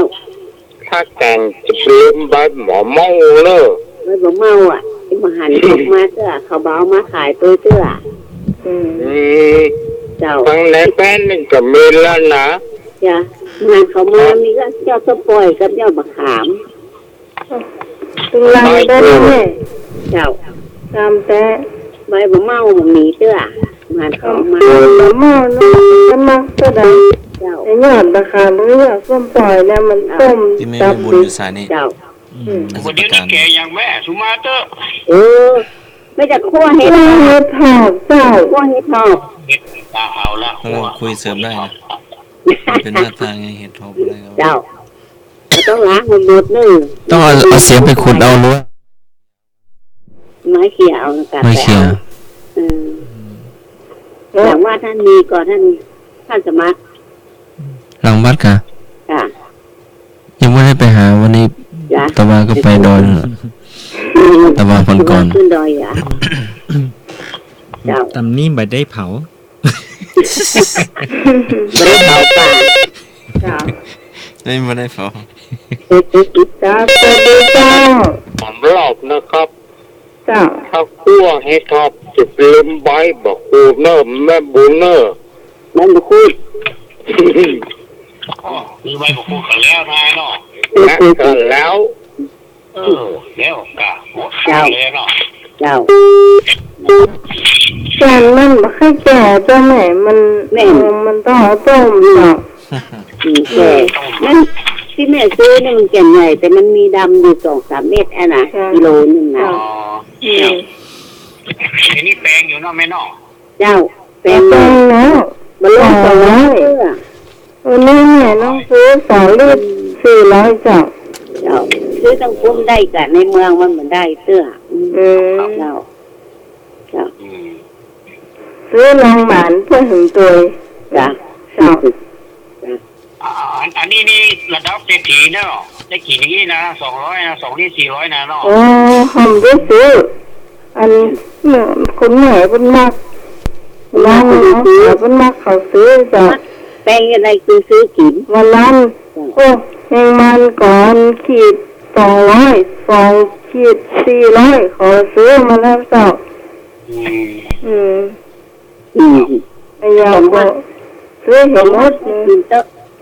กินไม่กินเพื่อเดียว เจ้า เจ้า เจ้า แต่แม่ซื้อเห็ดหอบมากิโลเนาะกิโลนึงเอามาล้างเอาใส่ซ่าเนาะ ตาตาห่าง เจ้าเอาแจ่ในน้ำมันแล้วก็มือปุ๊บกับอันซ่าเนาะ เจ้า มันถึงออกหมดอะขี้ดินขี้ทรายนะ แม่นแม่น เอาจนขาวหลายน้ำเนื้อเจ้ามันจะขาวนะ เอาแปรงมาขัดก่อน โอ้มันต้องไม่ได้จะแล้วไม่ได้จะแล้วแปลงขัดนะ อันแม่เราจะดูจะได้ว่ามันอ่อนมันแก่เนี่ย อ๋อดูมันสีมันจะขาวแก่นก่อนน่ะ ถ้าที่ดินออกว่าท่าน มัน มัน จะ จะขาว ขาวใส เจ้า พบปุ๊บเนาะ ลำหวาน เอาเผื่อเอาไข่งูมาเนาะ ฮะ เผื่อมันขาวๆมันไข่งูอะ หนูเคยมันเป็นลูก ขาว ลี ๆตึงหนุ่ม มันลีอ่ะเคยอันนี้มันกลม ไม่ใช่แม่งูตามมาก็ยุ่งอยู่นะ อันเหมือนกันเนาะเหมือน ตัวไปตัวมันเนาะแม่เนาะ นะ เพราะมันตามมากับตัวไปตัวมันนะเนาะ ไม่ได้กินแล้วเนาะ ไม่กินชีวิตเลยนะ ไม่ได้กินเฮ็ดอ่ะเจ้า เป็นตัวมันเผ็ดแล้วเว้ยเนาะ เอามาล้างเจ้า มาล้าง ถ้า น้ำ แกนใหญ่เขาก็ผ้าสักสามสี่เนาะน้องใหม่เนาะ เจ้า ถ้าเอาบางแล้วไปมันเวลากินเนาะหมูรสชาติเผ็ดอ่ะเนาะ มันยังไม่ได้วิจัย ถ้าเขาบอกพานี่กลัวเขากระลอกกันเลย ฮะ ถ้าเขาบอกพานี่กลัวมันเป็นแกนนะกลัวเขากระลอกไปเหรอ แกนน้อยมันต้องผ้าละเป็นแกนนะก็ลอกเอาอันน่ะ กระลอกนี่นะยุ่งเราเตรียมตัวนะตะเบียวมด แกนใหญ่ก็ว่าเกินผ้าสาม อ๋อน่ะเอาไว้มันจะได้หลายนี่ เจ้า ถ้าแกนใหญ่เขาก็ผ้าสามสี่มันจะต้องอ่อนนี่นะเจ้า ครับ ซอยเห็ดเนาะแต่ว่าแล้วโอ้ใช้เวลาเมื่อหน่อย ซอยของอากาศไม่ซอยนอก แกนมอกนิ้วก้อย ซอยนอกแล้วก็เกลือเจ้า เป็นเลยละเจ้า ครับ เจ้าแล้วก็ตำน้ำพริกเนาะตำน้ำพริกมาใส่ข่าใส่จักไข่ให้หน่อยจักไข่ใส่หางบวงเตรียมใส่กะปิเนาะเจ้าก ะปิละเอียดเพราะว่าคือกะปิแกง เอากะปิแกงเนาะจะใส่กะปิแกง อ๋อพริกแกงกันเนาะเรา กะปิละเอียดมันหวานอ่ะ สงสัยนะ จริงๆเมื่อมันหวานมันล้ำ หวานมันจะเรียบจะเกียบจ้ะ เจ้าตำน้ำพริกเอาใส่พริกแล้วแต่มากเผ็ดมากจางเนาะแต่คนเดียวน้ำพริกนะเจ้าตำมันเรียกอะตำเรียกเสร็จแล้วก็ซื้อหมูหยังใส่สามจานมาตัวหมูซับมาใส่ก็ได้น้องไหนเนาะ เจ้า เจ้าแม่นี่มาใส่เมื่อกี้นะ มันลาบใส่จีนนะ ไอ้เจ้าเห็ดล้วนๆ เจ้า เจ้า อ๋อครับ เจ้าตำพริกเรียบร้อยเนาะเตรียมบ้านเนาะเห็ดเตรียมไว้ใส่เนื้อยอดส้มปล่อยก็ได้เจ้าประคามก็ได้ใส่ล้างเตรียมไว้เนาะเจ้า ครับ แล้วก็ตั้งหม้อหรือกระทะก็ได้ใส่น้ำมันหน่อยมันนี่ก็อันนี้น้ำพริกลงคั่วเนาะคั่วมันหอมเสร็จแล้วก็ถ้ามีหมูก็หมูลงผัดไปน้ำพริกนั่นเจ้าแล้ว ยี่ ก็ เดียวสมบัตินะแม่น้ำมันหมูหรือว่าน้ำมันหยังน้ำมัน แล้วแต่ว่ามีน้ำมันหยางก็ใช้อันน่ะ เออ เจ้าหมูก็ได้น้ำมันพืชก็ได้ แล้วมันเป็นซินได้ก่อน ฮะ มันเป็นซินอิ่วอ่ะอาจารย์สมั ข้า ครว่า จับจับคนเดียวซะเด้อ โลคอมันฉันไม่ได้เจ้าตายแน่เจ้า เอาเพราะว่าน้ำมันอะไรก็ได้ ถ้าไปเอามาตานี่โคตรต้องอยู่โคตรนะเนาะ เอ้ย อยากมองแต่น้ำ น้ำมันพืชน้ำมันหมูเขาไม่ได้มีน้ำมันหมูก็ใช้น้ำมันพืชเอาค่ะ เว้นน้ำมันเป็นซีนทำไมเนาะ แล้วไปทีมไม่ได้ไงอาเทใส่กระทะก็มัดแล้วค่ะ คนเดียวเนอะ ถ้าสมัครแล้วต้องสมัครยากคนเดียวเนอะนั่นน่ะ ครับน้ำมันเนี่ยก็ได้เนาะ เจ้า มันสุดก็ได้หมูก็ได้ เล่นน้ำมันเบนซินกับโซล่า เสียการเสียงานหมดแบบนี้เนาะ นั่นน่ะว่าจ้ะ เดี๋ยวว่า คั่วพริกคั่วหมูเสร็จร้อยเอาเห็ดลงคั่วตัวเอง เจ้า เจ้าเห็ดลงคั่วจนมันหอมล้างโคกก็ใส่เนาะมีน้ำนะล้างโคกเนี่ยก็ใส่แล้วมีน้ำหน่อยน้ำมกขาว่าเห็ดติดนี่นะเมื่อมันท่วมน้อยๆก็ได้แล้วก็คั่วต่อไป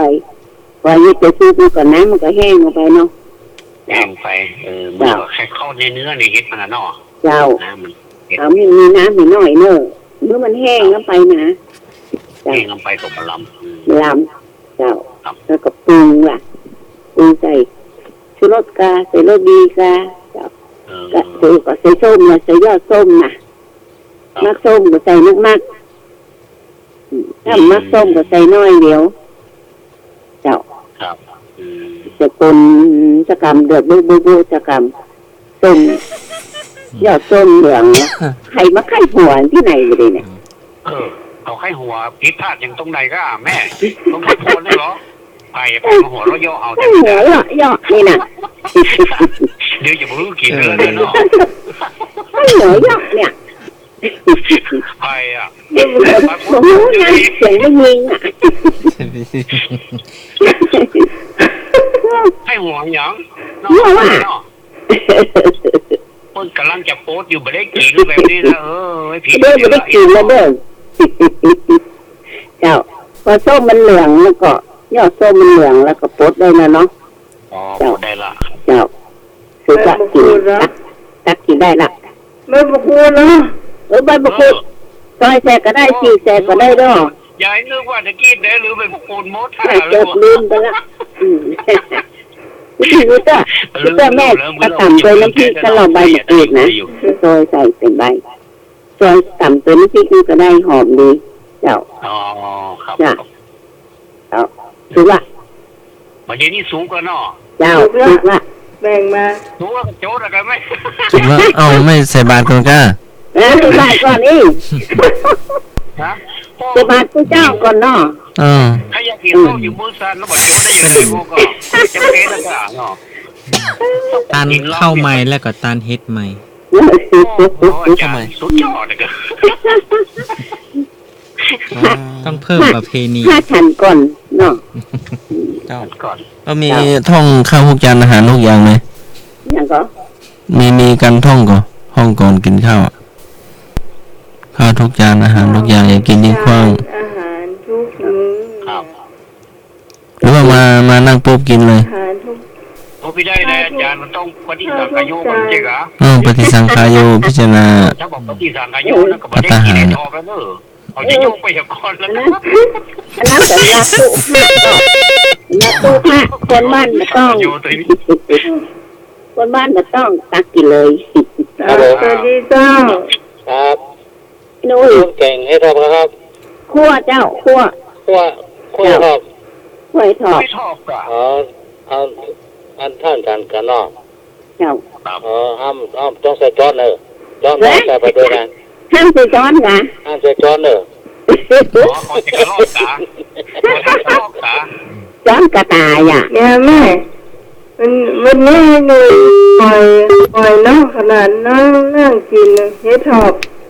มาแบ่งแกว่ะ เอาช้อนดังต๊อกดีกว่า เจ้า บัดใจจอก็ได้รู้แม่เนาะ เจ้า เอากับใจที่คุณพ่อคุณแม่ซื้อมาเนี่ยกับพวกเขาสำนักเลยจอนกันน่ะ เป็นองค์ลงเนี่ย ไม่นอ อก งค์ล โอ้ ง เนาะ องค์ลงไปนอนนั่นน่ะ ขึ้นมาเก็บห้องก็รอดน่ะ คั่วได้ค่ะ คำข้าวอ่ะ ไม่ต้มมาได้เนาะ ต้มมาได้ เอาไม่ ไม่ได้ ได้ทั้งหมดได้ ต้มแล้วก็ให้หมด กลับไปร่อง เจ้าถ้าแกงนี่ข้าวไม่ไม่ได้ต้องมาจอด เอาโป๊กอะไรแล้วก็หงายขึ้นมาดามันถึงเต็มกล้องกระล่องกันเนาะ จ้ะ พ่อเซตมันกันเนาะ เอามือหรือว่าทำคำข้าวเหนียวเป็นร่อง ทำข้าวเหนียวเป็นร่องเอา ก็นึกว่าเอามือห้านิ้ว เอาทำข้าวเหนียวเป็นร่อง แปลงเข้าเป็นห้องกระล่องอ่ะจ้ะ เจ้า ห้องกระล่องไฟนอนเนาะแม่เนาะ เจ้าตุ่มมันน่ะเนาะได้จะหนัก เต็มมันอ่ะ เราจุ่มไปหรือว่าควัด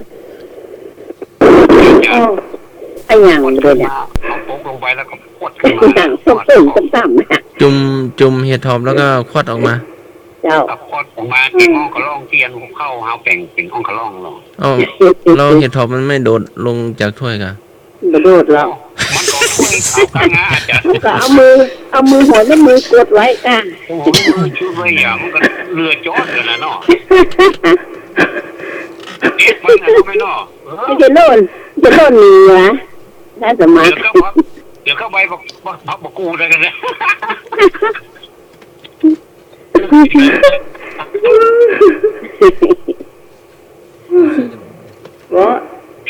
วันนี้อู้กันเป็นเดือนเกินเดือนเลยเนาะ ท่านปอก็ไม่ได้ยินน่ะท่านปอ รับไปแล้วกันนี่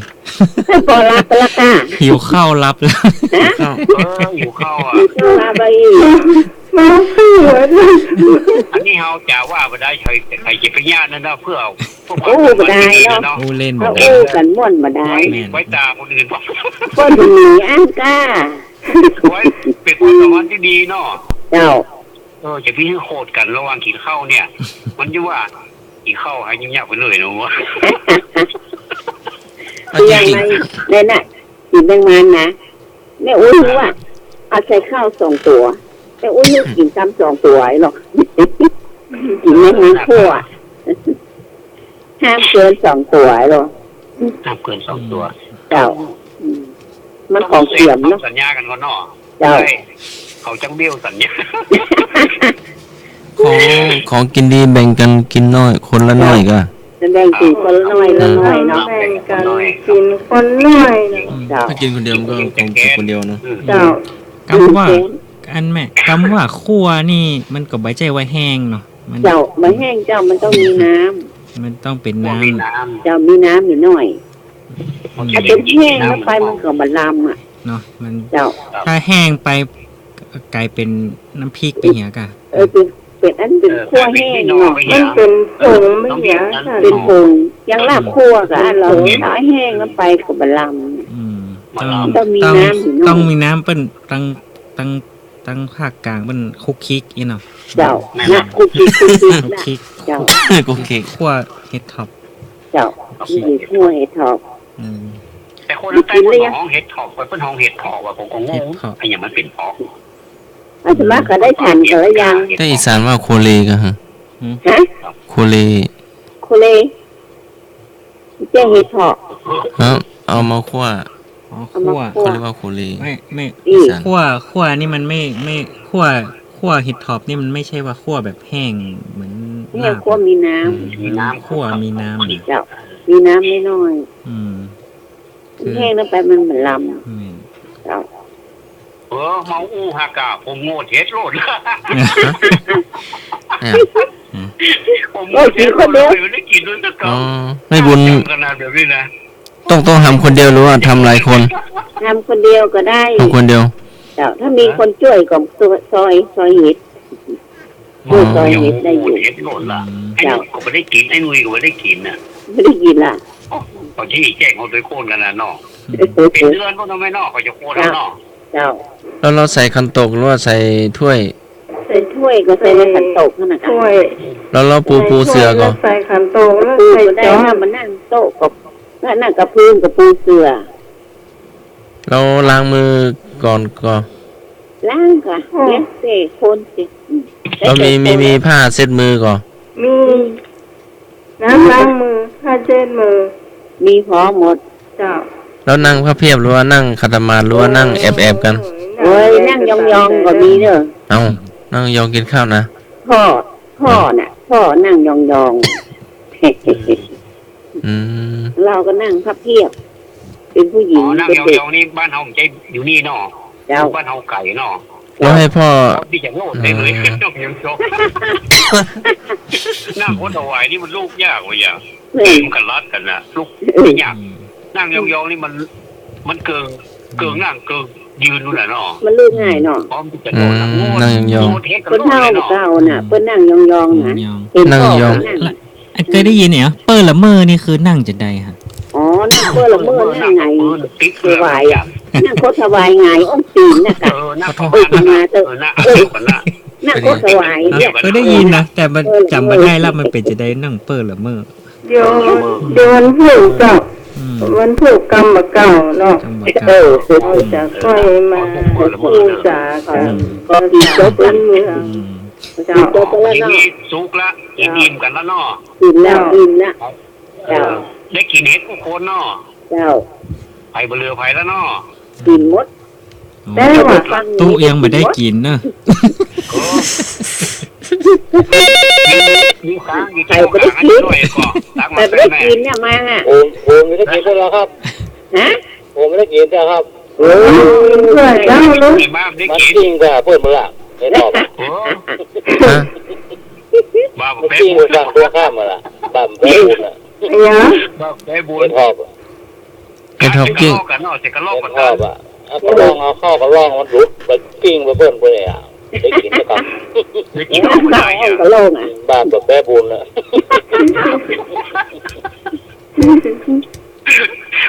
อันนี้ไม่ทำลายแล้วดูแ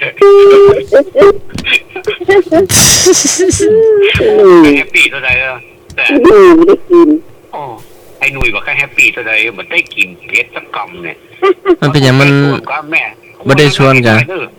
ไม่ได้กิน วด พี่สาวขอ ให้หนุ่ยไม่ได้กิน พี่สาวขอแล้ว ทำกะลายถ้วย บ่ได้ เดี๋ยวเขาไม่ได้เวลา เคย หนุ่ย กินในหนุ่ยกินบ่ได้ ครับปีนี้หนุ่ยผู้เสียสละเนาะปีนี้เนาะเฮาได้กินแล้วหนุ่ยก็มีความสุขแล้วอย่างเนาะครับวันนี้คั่วเห็ดโอ้กินลำสำราญ แล้วให้พ่อทานก่อนหรือว่าใครทานก่อนก็ได้ ให้พ่อแม่ทานก่อนเนาะสมัยก่อนนะเนาะ อ๋อให้พ่อแม่ทานก่อน แม่ ฮะ เป็นลูกมันนักเองใหญ่ๆอ๋อ รู้ว่าลูกนั่งพ่อก่อนจ้ะ ถ้าเป็นผมนะแม่ ผมจะใช้วิธีอย่างหนึ่ง ฮะ เขาจะโอว่าแปะไปออกก่อนแล้วได้กินก่อน ถ้าเหลือสองคนโตโป้ง เจ้า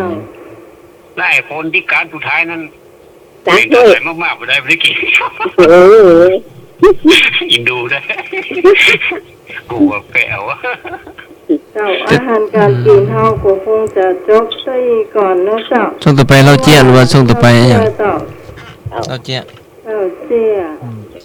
แล้วช่วงจุดๆเหรอ เอาเราเชี่ยก่อนกา เราเจี๊ยก่อนเนาะ เจียก่อนเจ้า เอาท่านไหนมีก่อนอาจจะมี ไปเลย หรือว่าดูตัวอย่างเขาก่อน เอาใหม่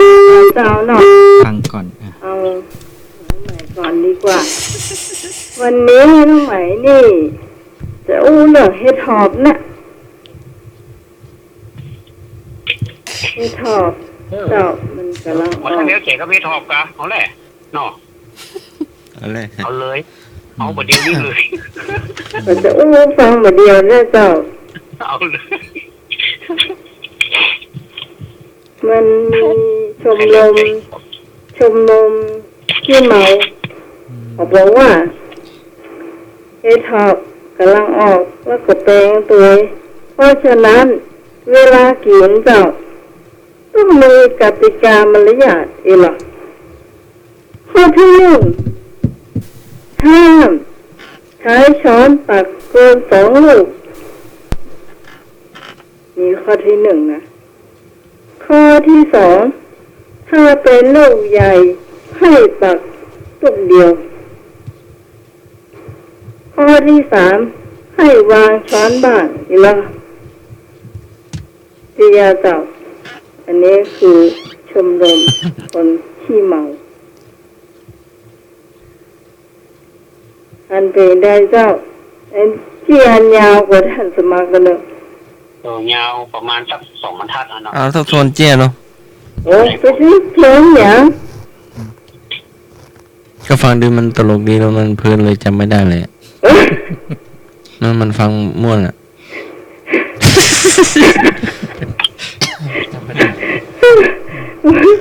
เออเฮ้ยว่าใหญ่นี่เขาเล่าได้รอบเดียวนะเนี่ย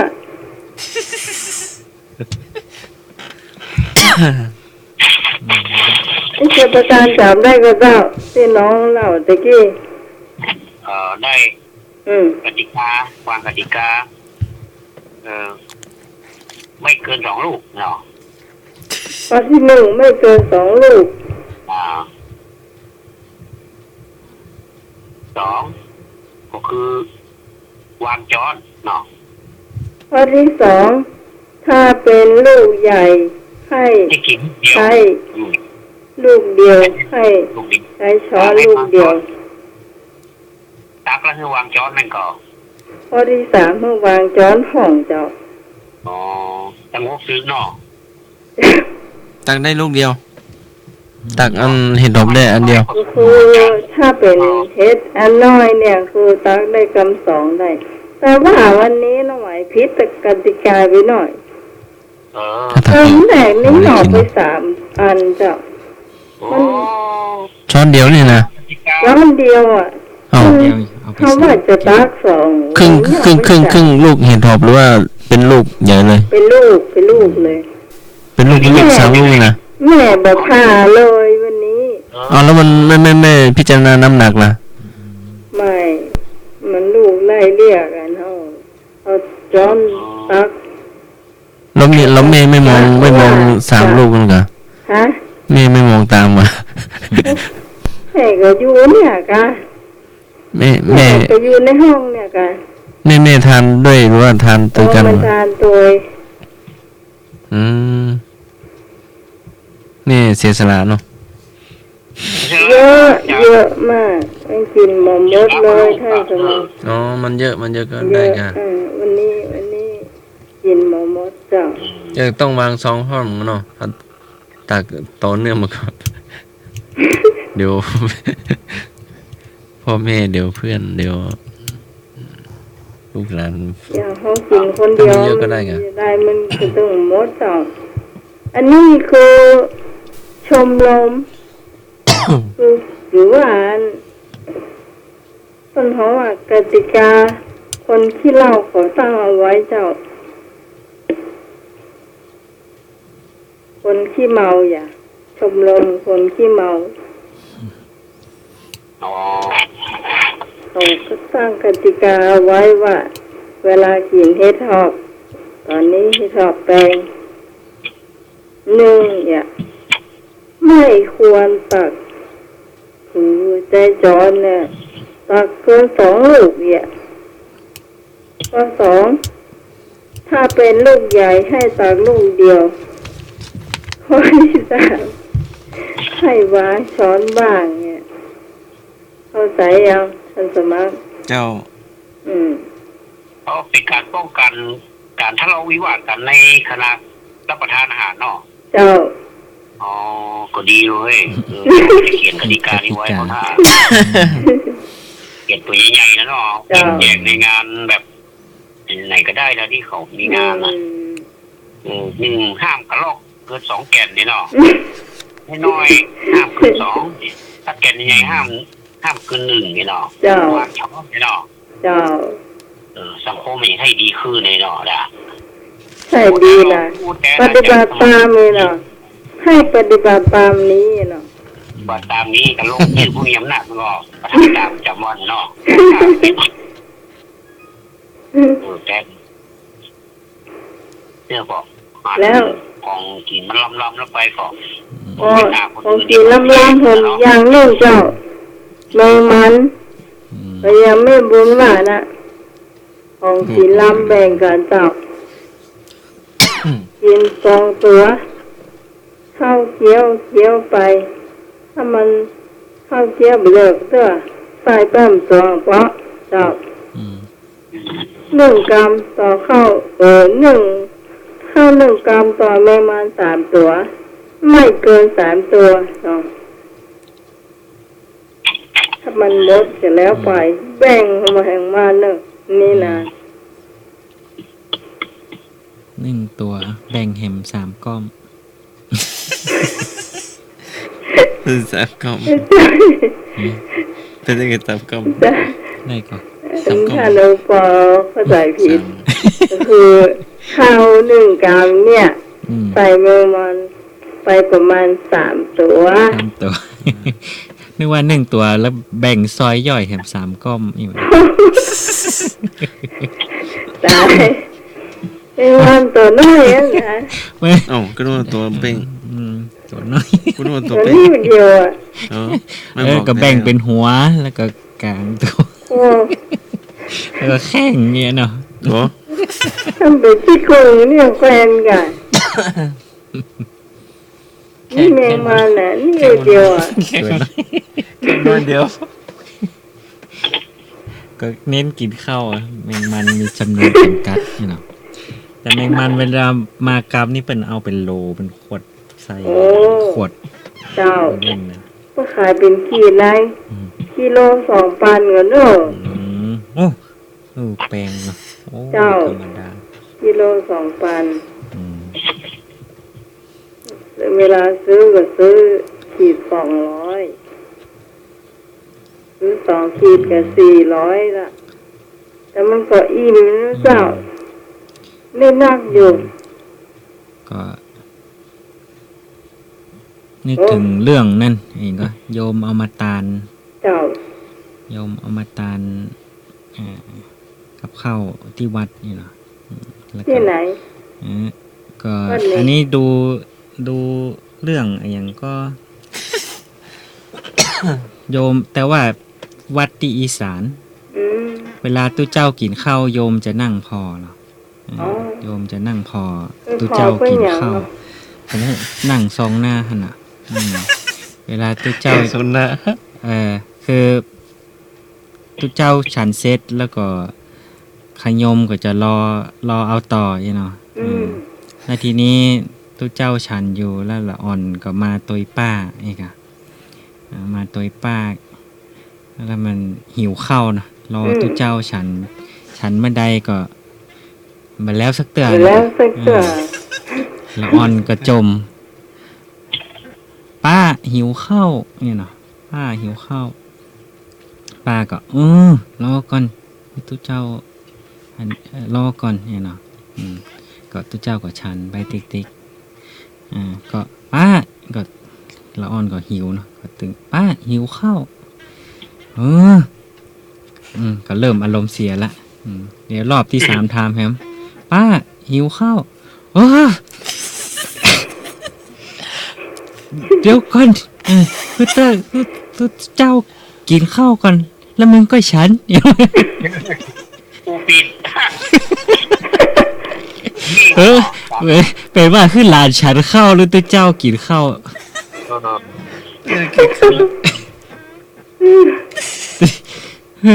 ตัวเจ้ากินข้าวก่อนแล้วมึงก็ฉัน อีสานนี่อีสานจังหวัดไหนวะเนาะ เขาจะแล้วเวลาตัวเจ้าฉันนี่เนาะพอมาถึงผลไม้เนาะบางอย่างกำลังยิบฉันไปเนาะยิบฉันไปอันไหนที่โยมรอท่าอยู่เนาะตัวเจ้าจะเอื้อมมือไปยิบก็แกแอม นี่เหรอ เหมือนบอกสัญญาเลยตัวเจ้าอันนี้ขยมขอจองเนอะนะจะยิบตอนแรกจะยิบเงาะยิบทุเรียนเนี่ยเหรอ โยมนะ โยมแม่แฮมขอเหลือไว้ขึ้นหนึ่ง มีแอมส่งสัญญาณตัวเจ้าจะยิบอันนั้นก็แอมเวลายิบอันไหนชอบนักนี่แอมหลายเตือนหน่อย จนตัวเจ้าได้ยิบเงาะเหี่ยแกน หันเรื่องอะไรจำไม่ได้ละกับเรื่องกินนี่เจียนักนะกับตุลุงอันนั้นน่ะตุลุงตัวหนึ่งกับเนนวันวิสาขานี่เจ้าบ้านเปิ้นถึงกับข้าวนักเนาะกับข้าวปลาเลอะพระเนนนี่ฉันกันบวันบไหวอะหรอตุกับพระตุลุงตัวหนึ่งเปิ้นก็ฉันไปเนาะก็อิ่มกินอิ่มเสร็จก็ห้องเน้นแดง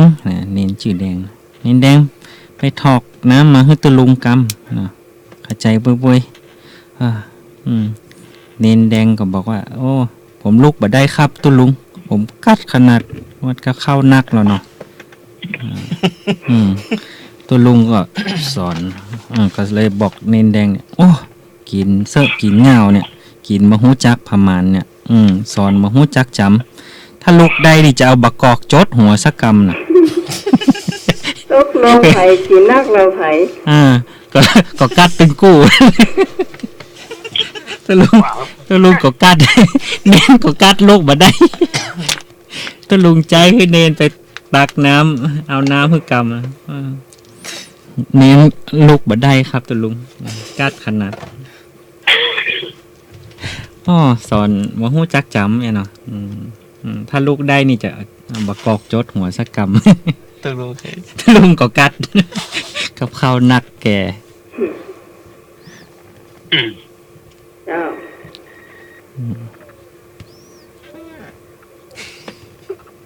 ไอ้เจ็บประการแล้วเจ้า อ๋อได้อยู่กะ เจ้า อันนี้คนเขาว่าหัวเราะย่อตัวเองเนี่ยหรอหัวเราะย่อตัวเองนี่นะเป็นธรรมชาติที่ดีที่สุดแต่ถ้าไปหัวเราะย่อคนอื่นนี่ผมค่อยดีนะ เนาะอย่างเช่นมีคนตาบอดคนหนึ่งไปห้างโอ้เว้ยเพิ่นบอกให้หันนะเนาะมีให้จะหันเหมือนกันว่าวุ่นวายในกะ แล้วก็คนจะเข้าไปแอวในห้างไงก็แล้วก็คนตาดีหมดแล้วก็ยืนเป็นกลุ่มอยู่ฮะยิงประตูฮะเนาะแล้วก็คนไปโจรใส่กระจกอ่ะมหานะเนาะยกมันใส่อ่ะท่มมากำอ่ะก็ท่ม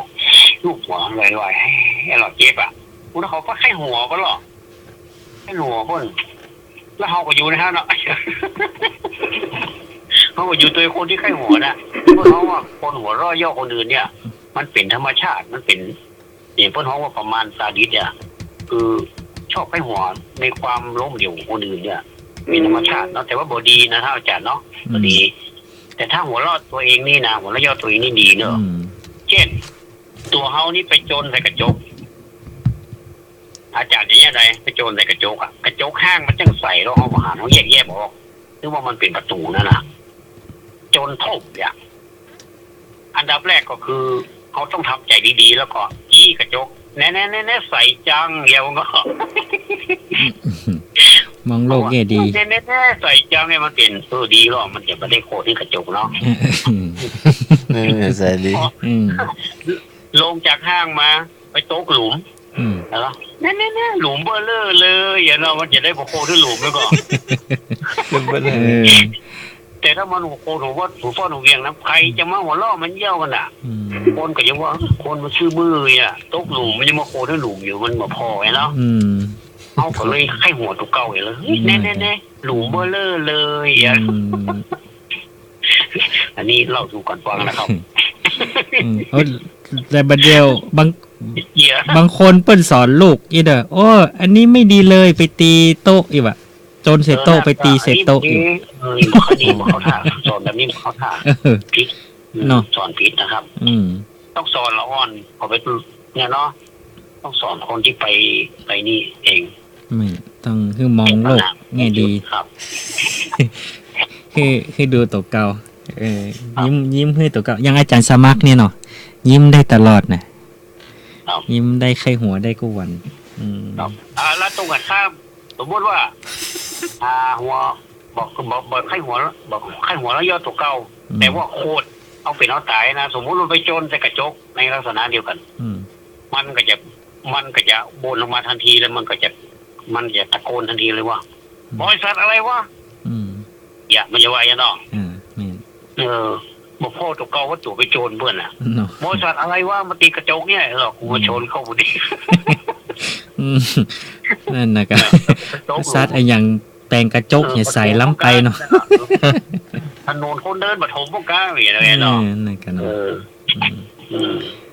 มันต้องมองสรุปแล้วก็คือเรื่องนี้ก็คือ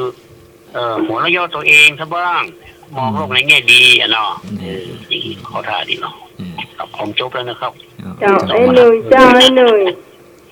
อเนอะมีก็เชี่ยสมัครเหรอจนสมัครมีอะไรเล่าหรือเปล่าแล้วก็เวียนเทียนเนาะวันนี้เนาะเวียนเทียนไปแล้วก็หลวงพ่อเจ้าว่าก็นำสวดอิติปิโสไปเนาะอิติปิโสภะคะวะอะระหังสัมมาสักพักมาก็ตุยมาเวียนเทียนตุยก็นึกว่าไอ้วิ่งลัดหน้าลัดหลังเที่ยว3 รอบมันน่ะเบียงได้บุญหรอใช่มันตัวคนฮื้อเข้ามันก็ตัว3 รอบกับ3 รอบแต่ด้วยความจงรักภักดีเลยได้บุญแวดบท3 รอบไปตัวแต่ถ้าเกิดแบบโลภนะอาจารย์เขาจะเกิดอย่างนี้นี่เล่นหน้าหมากันไหนเล่นหน้าหมาเยอะโอ้อันนี้ได้เล่นหน้าหมาหรอเกิดโลภบอกว่ามันที่ไหนก็มีหรอหมาเวียนเทียนนะครับที่ไหนก็มีนะที่วัดนะก็แสดงว่าดูว่าเขาพูดภาษามาบวกกันเนาะว่าหมามันก็ให้เวียนเทียนกันเนาะนี่สบายใจเนาะไล่มันอย่างไรก็จ้างดื่มไปเดียวมาละแย่หน้ามาละเราสมมาถ้าเขาขี้มิ่งสมมาเนาะเอาตีนเทปมานี่นะอันนี้จะเป็นบาปนะครับเนาะแต่นี่จะได้บุญนะ ถ้าหมามันอู้ได้มาอยู่ว่าแดจันมันจะว่าไอ้กับถึงห้าเป็นหมาห้าก็ค่าได้บุญเหมือนลูกบายนอกจากสมัครเนาะ เจ้า จะว่าไอ้เนาะถึงห้าเป็นหมาแล้วอู้เลยเนาะ มันคงอู้ๆแล้วเนาะอู้ภาษาหมาเนาะ อู้สามาแล้วอู้ มาคงสวดอิติปิโสไปตัวนั่นเนาะที่ว่านะ แต่มันส่วนเป็นกรรม มัน เล ได้ ยเนาะ ยินเขาสวดนะกะ สวดมันก็ แต่หน้าตาก็ยิ้มแย้มแจ่มใสนะหน้าไม่งอหน้าไม่เศร้าหน้าไม่อันเนี้ย มันบ่เข้าใจแต่ว่ามันฮู้ว่าเสียงสวดม่วนดีมันก็เลย ถ้าวันนี้ไผ่โคตรนะ ผมว่า คนใดถ้าโคตรในวันนี้สักการบูชาโลกนี่นะ มันจะเหลือวันเน่าสังขารร่องมัน นะ เพราะว่ามันจะซวยไปสุดปีสุดแรงอ่ะ อันนี้มันจะซวยไปตลอดชีวิตเลยนะ แล้วกำลังไปตัวพระสงฆ์ไปชวนเนาะไปบอก ครับนะผมคอยหาเป็นปรากฏการณ์นะ เมียวน้อยก็วิ่งมาก็ว่าจะชวนเมียวน้อยไป เอาแมวมันกลัวหมา ฟังเทศน์เวียนเทียนหน่อยว่ะ อืม แต่วิ่งนะตัวน้อย อ๋อ ตลก แต่ทำวัดสวดมนต์มันยังเป็นนั่งนั่นเลยอ่ะ มันถึงไปนอนนะครับมาไปทำวัดตัวน่ะ แต่มันอ่านหนังสือมูเรื่องบ่ได้ มันก็เลยนอนฟังดีกว่าง่ายดีอ่ะครับ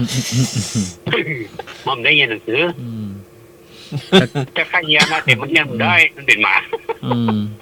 แต่ก่อนที่หน้าสถานีวิทยุนี่ก็มีหมาตัวหนึ่งมันมาเฝ้าหน้าสถานีนี่เปิด ๆ เปิดธรรมะนี่เหรอมานั่งฟังธรรมะกูวันอ่ะโอ้ นั่น บาง ส ที ร้างบารมีนั่นนะอาจารย์เนาะ แล้วก็แต่พอฟังเสร็จไปโวยน่ะ ไม่เกิดโวย ตายโวย มันให้จะได้บุญสูตรมันแล้วก็ ว่า อยู่ได้กับบักกี่ปีก็หมาชื่ออย่างพวกลืมไปละ ฟังธรรม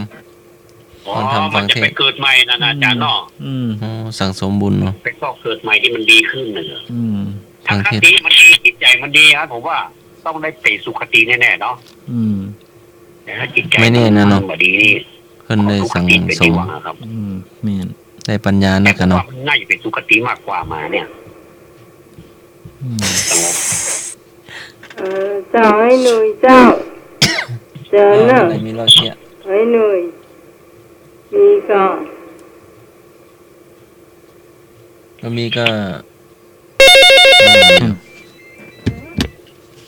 แบ่งกันนะเจ้าเจ้า มาด้วยโสมนาธิการเนาะ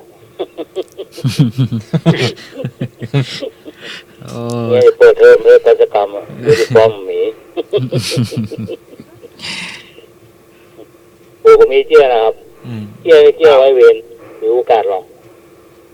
เจี้ยนี่อยู่ในหมู่คนหลายฮะเนาะหลายชั้นหลายอันก็อยู่ชั้นเดียวนะให้ได้ดีมีสุขเป็นชั้นใหญ่แล้วเดียวกับไปแต่มาบัตักไว้แล้ว ช่วง ก่อนนั้นเคยอู้กันนะหลายปีไปใหญ่ไปโตบัตักอ่ะเดียวไปมาบัตักอันนี้ไม่โอกาสหรอก ผู้เจ้าเนี่ยแต่ติ๊กนี่คือ ลงก็ได้ตะหลังฟ้ากันนะ นำเสนอ โอ้เธอสบายดีกว่าหน้าจะเหมือนโอ้ก็สบายกับมาปาอันนะถ้าแบบสบายก็อยู่ของยาพวกอ่ะว่ะ อยู่วัฒนาแต่ด้วยนะ สบายดีก่อนเนาะ ไว้เวร บริเวณนะ เดี๋ยวกลายไปบัตักเสือลงก็ได้หลังมาปากับตัวเจ้าโอ้เธอสบายดีกันก็สบายกับมาปากันเนี่ยถ้าแบบสบายก็อยู่ของยาว่ะ ตอบแบบสะใจขนาดป่ะ อ๋อตำหัวมันจึงบอกค่อยๆหน่อยด้วยเนาะ โอ้โห โอ้ ตอบ ก็ ก่อน สมก็มันยิงอะเนาะเนาะ สมยิงอ่ะ ครับ ยิงปัญหาบทปากเนาะ ไม่ใหญ่ได้ตัวมาปากันแล้วเนาะ โยนโชคมาจะมาถามก็ตอบวิอยากเขาอีกตอบวิเหมือนกันเนาะ โอ้ยเวรอีกคนไม่ได้ดูหรอก อืม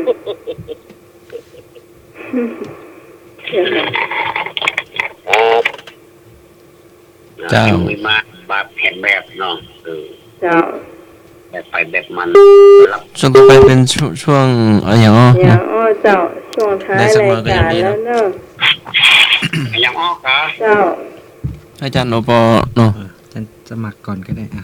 สมาอูเหมือน ต้องมีออยกำกับ อันสประการก่อนเนาะ กับกินอะไรต้องมีออยกำกับทันรอดเลยอ่ะ อันอย่างอ้อกินอะไรต้องมีออยกำ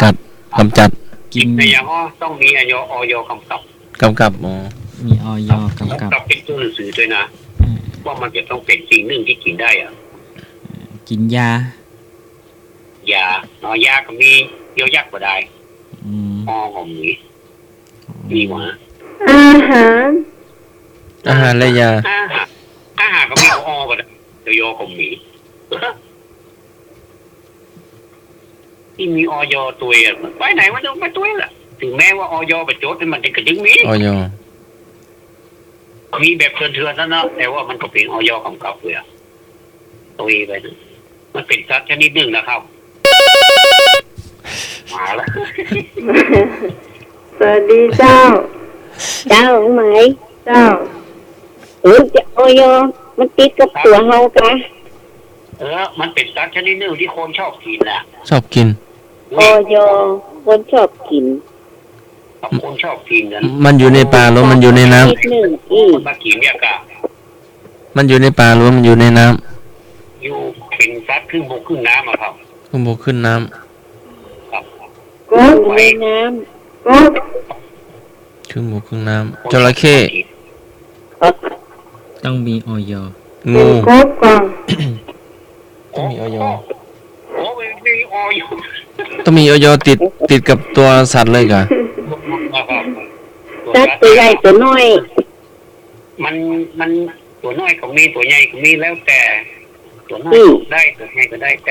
ตัวใหญ่มันจะมีเนื้อนะตัวน้อยมันก็เนื้อน้อยเดียวกัน แล้วเราใครไปติดป้ายออยไว้ปลา ครึ่งบกครึ่งน้ ปลามันจะมีออยเนี่ย แล้วใครไปติดออยไว้นั่นหรือว่า ลูกออด ราชการนำติดไป มันจะไปติดถ้าได้แล้วมันจะออกมาเป็นคำตอบนะครับ มีออยตั้งหลังฮะตัวหน้ามันจะเป็นอักษรอย่างบอกงู ำ อืม ครับ ลูกออดใหญ่ปะ อย่างก็ ลูกกบลูกเขียดอ่ะ ลูกโคลูกเขียดมันมีออยนะแม่ แล้วมันหากินกลางคืนหรือว่ากลางวันมันหลับ โอ้เมื่อคืนนี้ผมมันแน่ใจนะผมไม่ได้ไปส่องมันนะมันจะรับว่า มัน4 ขาหรือว่า2 ขา หากินไปทำหุ้ยทำยังพวกอยู่ มันมีขาก็ ส่งกับนามีหมดอะ มันมีขาก็ มันขามันอาจจะมีน้อยก็หาบางขานะ มาหาขา มันจะไปแบบไปใจขาก็หาพัดแบบนี้มันเอา เดี๋ยวหอยหอย โอ้หัน เอาแล้วครับ อ๋อ ก็แล้วมีออ่ะทั้งกลางแล้วก็ยอสุดท้ายอ่ะ โอ้ ไม่ให้ หันโอ้ มีออยกับเขา หัน ลูกดอกหมายได้ยัง เจ้าหอยเจ้าแม่ ฮะ หอย หอย เจ้า อ๋อ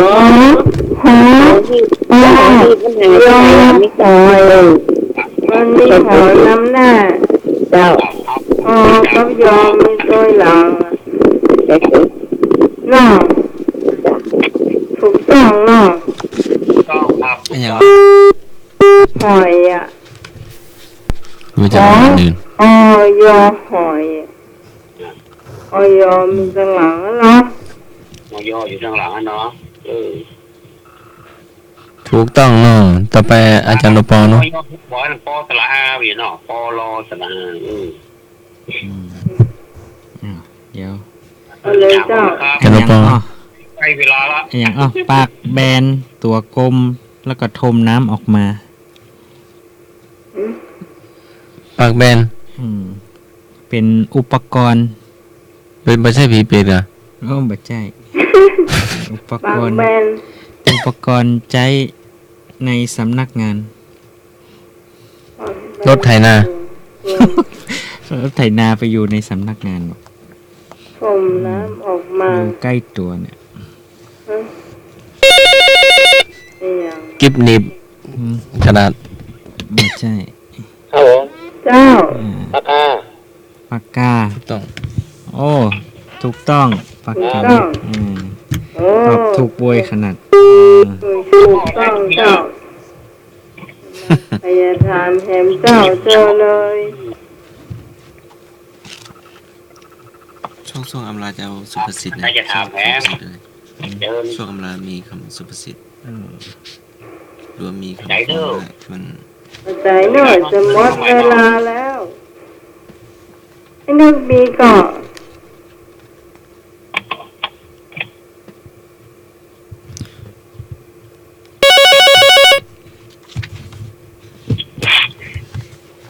สวัสดีครับ เจ้า ขอถามมาหาข้อนะครับ ว่า ก่อนอำลาอยากจะ พอพานยกกำลังสามเป็นอย่างครับ ฮะ พอพานยกกำลังสาม เนี่ย พอพันยกกำลังสาม ครับ เป็นคณิตกา มันอยู่ในวัดอะไร อยู่ในวัด พอพาน พอพานยกกำลังสาม อยู่ในวัด อยู่ในวัดนะครับเป็นธรรมะธรรมโมนะ อยู่ในวิหารหรือว่าในโบสถ์หรือว่าอยู่ในบาท มันเป็นรูปธรรม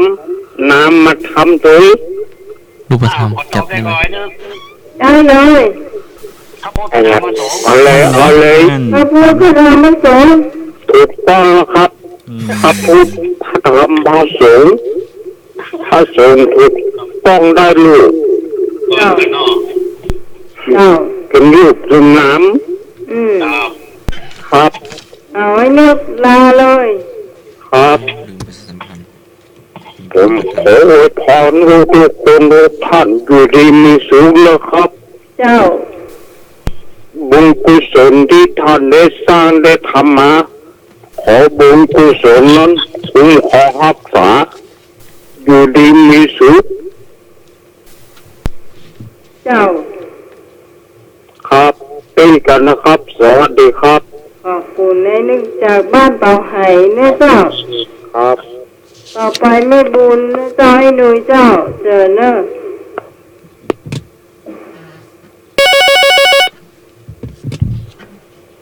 เจ้า เจ้า ก่อนอื่นก็ไม่สาระอาจารย์ก่อนเนาะ อืม ไม่สาระอาจารย์ไม่สาระท่านสมัครไม่สาระท่านปอตัวเนาะ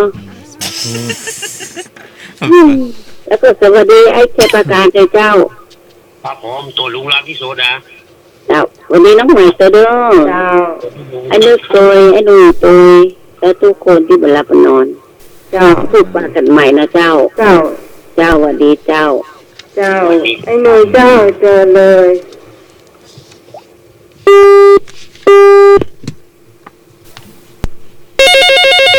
มาแล้วเจ้า ครับผม เจ้า ครับประกาศอาจารย์โอ้โหครับ เจ้า นี่สมัยนะครับ เจ้า ไอ้ดงดานะครับผมครับนี่ขอวันนี้เป็นวันที่ดีที่สุดนะครับ วันของพระพุทธเจ้าครับขออยู่ดีมีสุขทุกท่านนะครับ ครับอันใดไม่เรื่องไม่เหลือก็ขอสุมาลาโตให้ดงบุดะนะครับ สาธุ ครับที่สมัยเขารักนะครับผม เจ้า ครับครับสวัสดีครับรับดี เจ้า ทุกท่านนะครับผมครับ เจ้า ครับ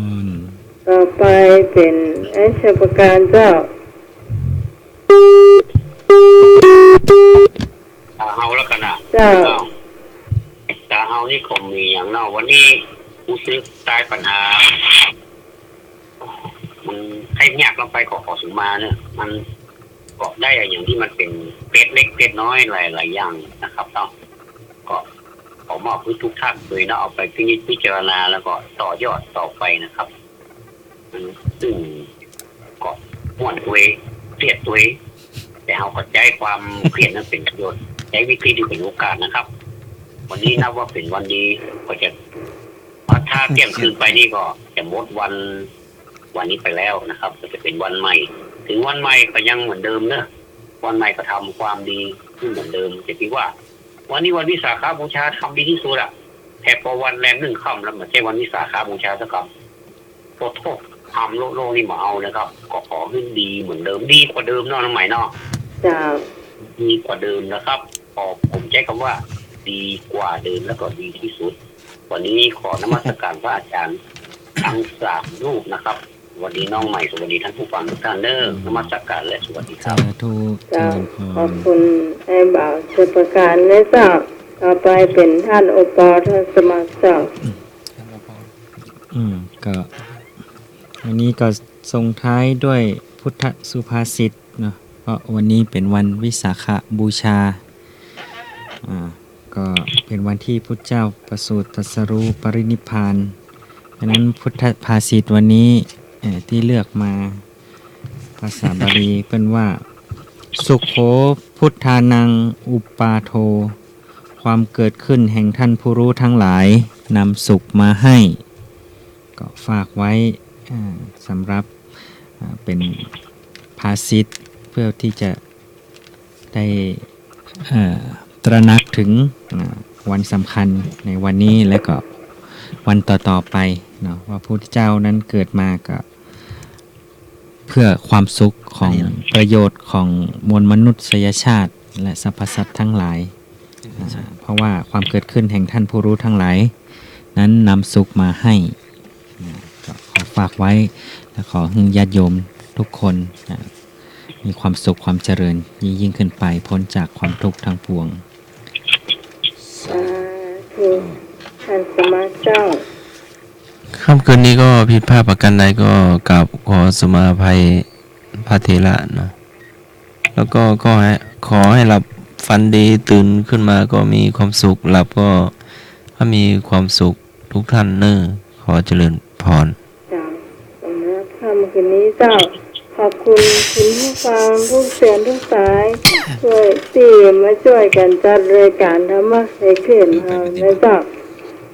ขอบคุณไอ้หน่วยไอ้นึกไอ้บ่าวชัยประการนะเจ้าท่านสมัครท่านโอปอนะเจ้าที่มาช่วยจัดรายการไม่บุญนะเจ้า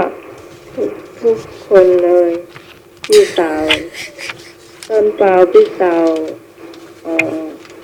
ป่าบงตัวนะเจ้าสำหรับพระเจ้าพิสมัยทุเรียรอนต้องขอลาคุณผู้ฟังไปก่อน แล้วที่ลืมมาได้นะเจ้าขอบคุณพระครูสมุวิศวัตวรกิจโจผู้อำนวยการสถานีผู้ควบคุมเสียงเลือกเพลงคุณผู้ฟังได้ฟังโดยวันพรุ่งนี้เจ้าเราจะมาพบปะกันใหม่ตั้งแต่3 ทุ่มถึงเที่ยงคืนเจ้า